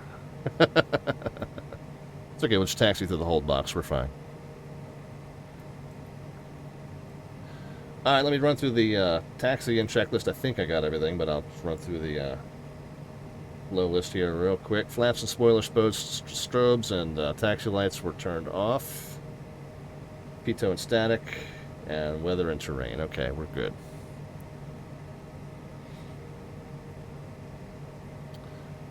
We will talk about the winning number here in just a moment. I think our tower controller might have it, guys. Our tower controller just might have it.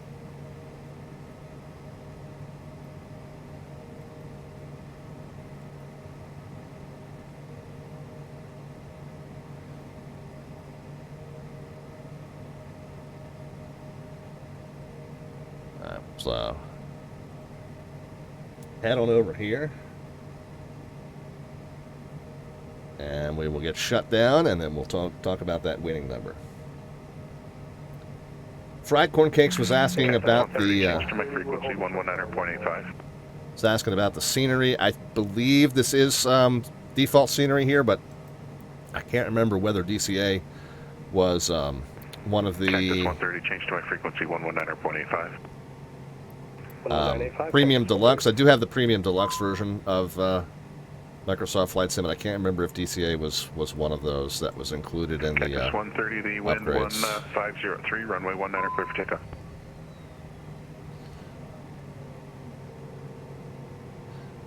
Mythmaster is here. Mythmaster, haven't seen you here in a little bit. Yeah, a little different for us.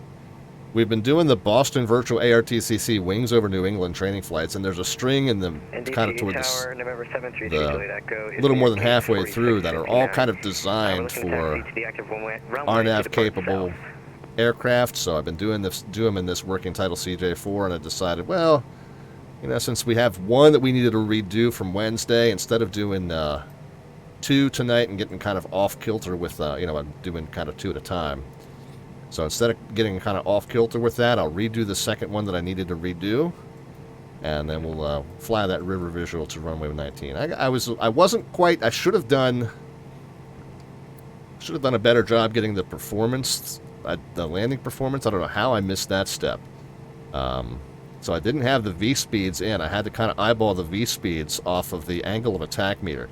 So the way this thing works is it measures as to whether your angle of attack is and I guess we'll do this. So like if your plane is angled straight flat, but you're descending because you're at low speed, the angle of attack is the difference between the pitch of your plane and the pitch of your descent path. Okay, that's angle of attack. And I guess more properly, it's your angle of attack to the wings. So the wings might be at a different pitch versus your fuselage, but assuming that your wings are level with your fuselage, you know, if you're at a level pitch but you're going slow, well done. You know, you would be descending because of the low amount of lift, and that difference, that angle, is your angle of attack. It's the wind is coming upward at your wings. So there's an optimal angle of attack for approach, and when you're at that optimal angle of attack, just that center is going to be lit. If you're slightly fast, meaning that you're coming at slightly too shallow an angle of attack, you'll get this one too. If you're coming at slightly too steep an angle of attack, you get this one here.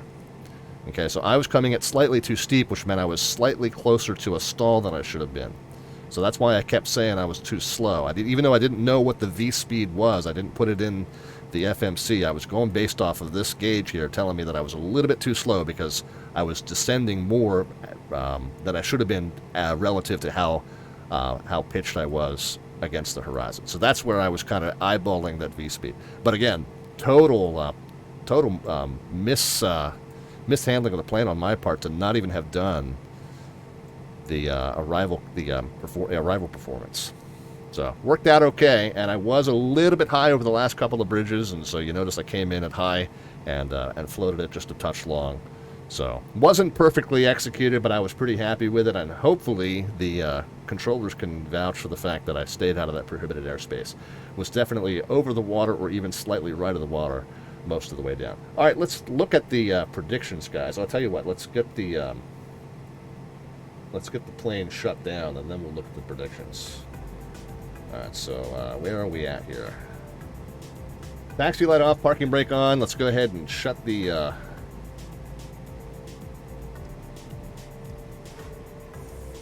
engines off. We can, we don't need to change the nav source back since we weren't using a radio-based approach. We can reset. I didn't even have the minimums. Man, I really botched a lot of that approach briefing, didn't I? We'll go ahead and get the climate control off. Let's see. Avionics can go back into dispatch. Yep, there we go. Get that out of the way. Stupid logbook thing. Avionics go back into dispatch. Climate control off. Engines and beacon lights. And safety and seatbelt lights.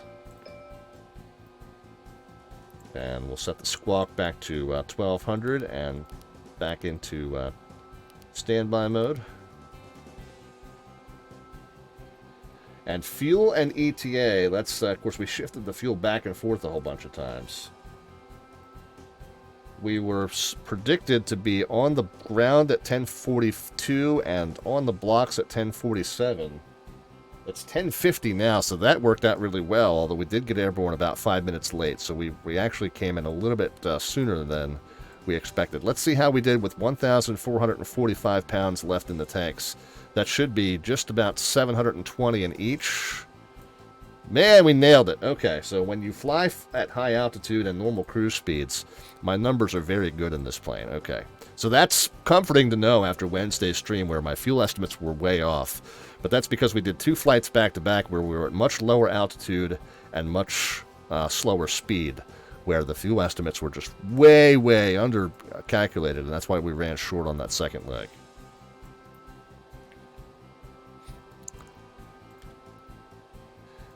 Victor 4288 is still crying about the fact that I didn't accept the reroute down to Richmond and back. I got stuff to do, man. It's Friday night. Night's still young. All right. Finish up the shutdown. Nav and logo lights can come off, and then we got to crown our winner for the second entry into our... Hope strobe lights could have come off as I came off the runway as well. Nav and logo lights can come off. The avionics can go back into off mode, and then the standby altimeter shut off. And the emergency lights, and then the battery. Okay, that's going to do it, guys. Let's go ahead and get a nice... I don't know why the camera angle always just, like, wigs out. But let's get a nice closing shot. Did I wing strike the building? No, perfect parking job. Perfect parking job. Alright, there's our... Washington Reagan Airport, guys. A familiar sight on this channel. Obviously, we often see it from the vantage point of the tower controller. All right, let's go through these predictions and talk about our winning number. You heard on the channel that the tower controller on frequency, which is, this is a first, by the way. This is an absolute first, that the tower controller on frequency logged a guess. His guess was 63. Let's see what other guesses we got. 89, 86, 150, 184, 99, 75. 75 is the lowest so far. 124, and then 70 from friend to all.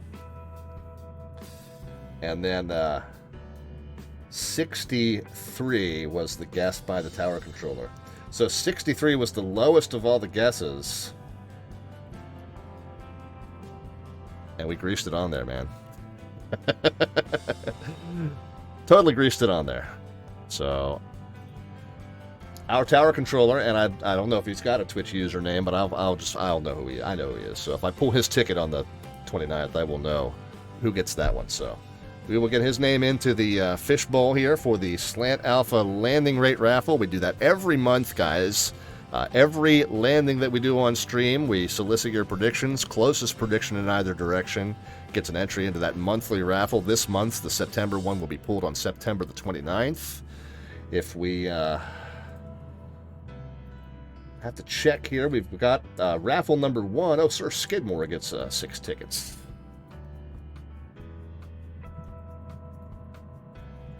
All right, I'll explain.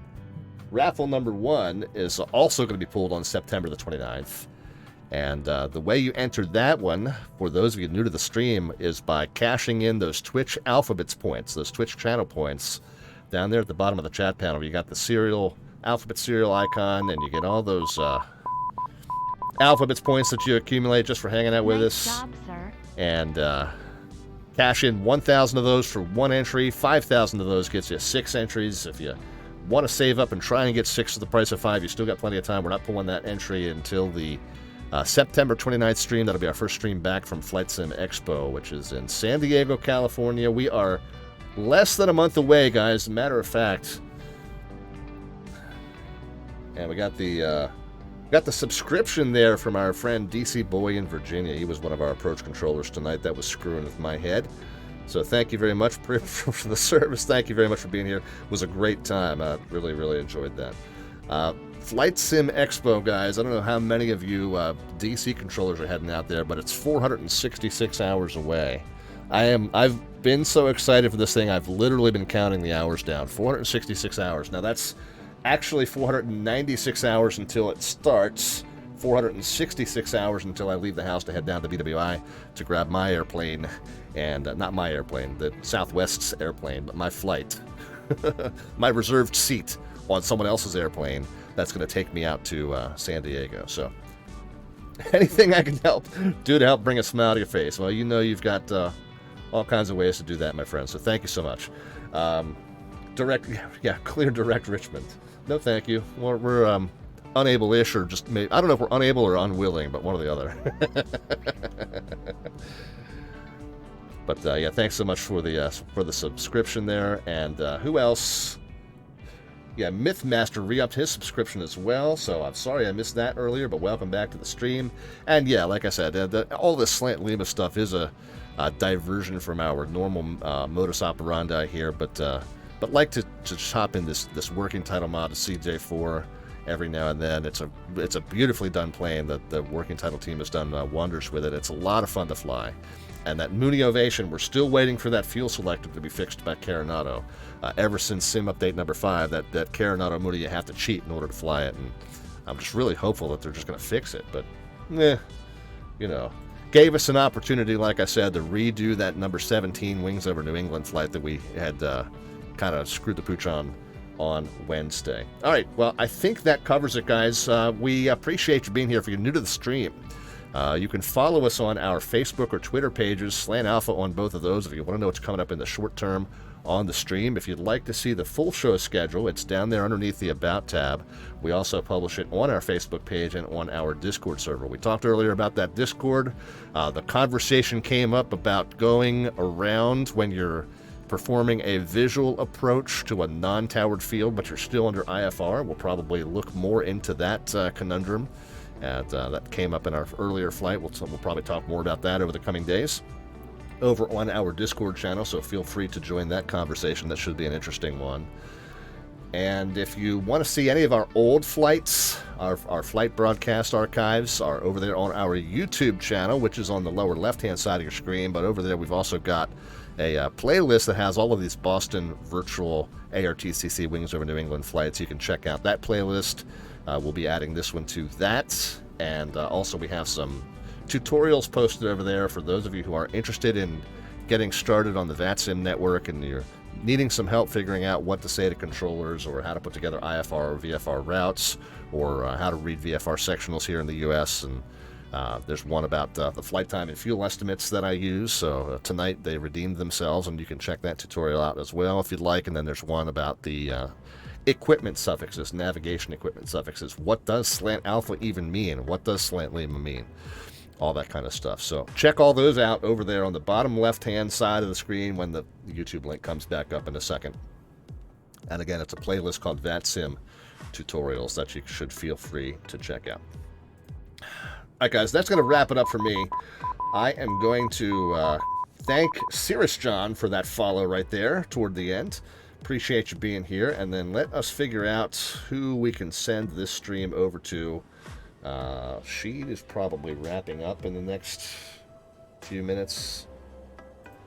Yeah, let's see. Yeah, he's over 10 hours, so I'm sure he is getting ready to wrap up his stream. Let's see, who else have we got going on? That's an airline stream. Let's see if we can find somebody doing some general aviation. I think I've got a good one, guys. Let's go ahead and send the stream over to our friend Arctic Turn, and I'll try not to misspell it this time and send you to some random Twitch username that is not streaming and is not an aviation enthusiast. We're going to send you over to our friend Arctic Turn. He's doing some pilot edge flying. He's doing what else? What is he doing? I can't even quite tell. It's looking like a glass cockpit general aviation plane that he is in, so we will send you over to him. He can tell you all about what he's up to tonight. He's only about a half an hour in. He's still on the ground, so just getting ready to get up in the air for you. Again, our friend Arctic Turn, a fellow Flight Sim Expo media partner, and he's closing in on 1,000 followers too. So if you get over there and you enjoy what you see, definitely hit the follow button and help him out as he works his way up to that magic threshold of 1,000 followers. All right, enjoy, guys. I will be back with you on Monday. What is the plan for Monday? We typically are on Mondays, Wednesdays, and Fridays. Oh, no, I'm not back on Monday either, am I? I'm back on Sunday at 6 p.m. Eastern rather than Monday at 7 p.m. Eastern. We typically do Monday, Wednesday, Friday, 7 p.m. But Sunday, we're going to be working Lynchburg Tower as we do a Lake Day adventure hosted here by the Washington ARTCC on VATSIM, featuring Roanoke, Lynchburg, and Smith Mountain Lake. So come fly out if you are able. If not, please come and spectate as we'll be working the Tower Cab at Lynchburg there for you, starting Sunday at 6 p.m. Eastern Time. Therefore, we're going to be off on Monday And then we'll be back on Wednesday, resuming our Douglas Overseas series in that AeroWorks DC-3 on Wednesday at 7 p.m. All right, guys, so that's going to do it. We'll see you Sunday from Lynchburg. In the meantime, enjoy Arctic Turn and be healthy and safe in your own travels and your own adventures. Have a great rest of your start of your weekend, and then we'll talk to you Sunday afternoon. Take care, guys.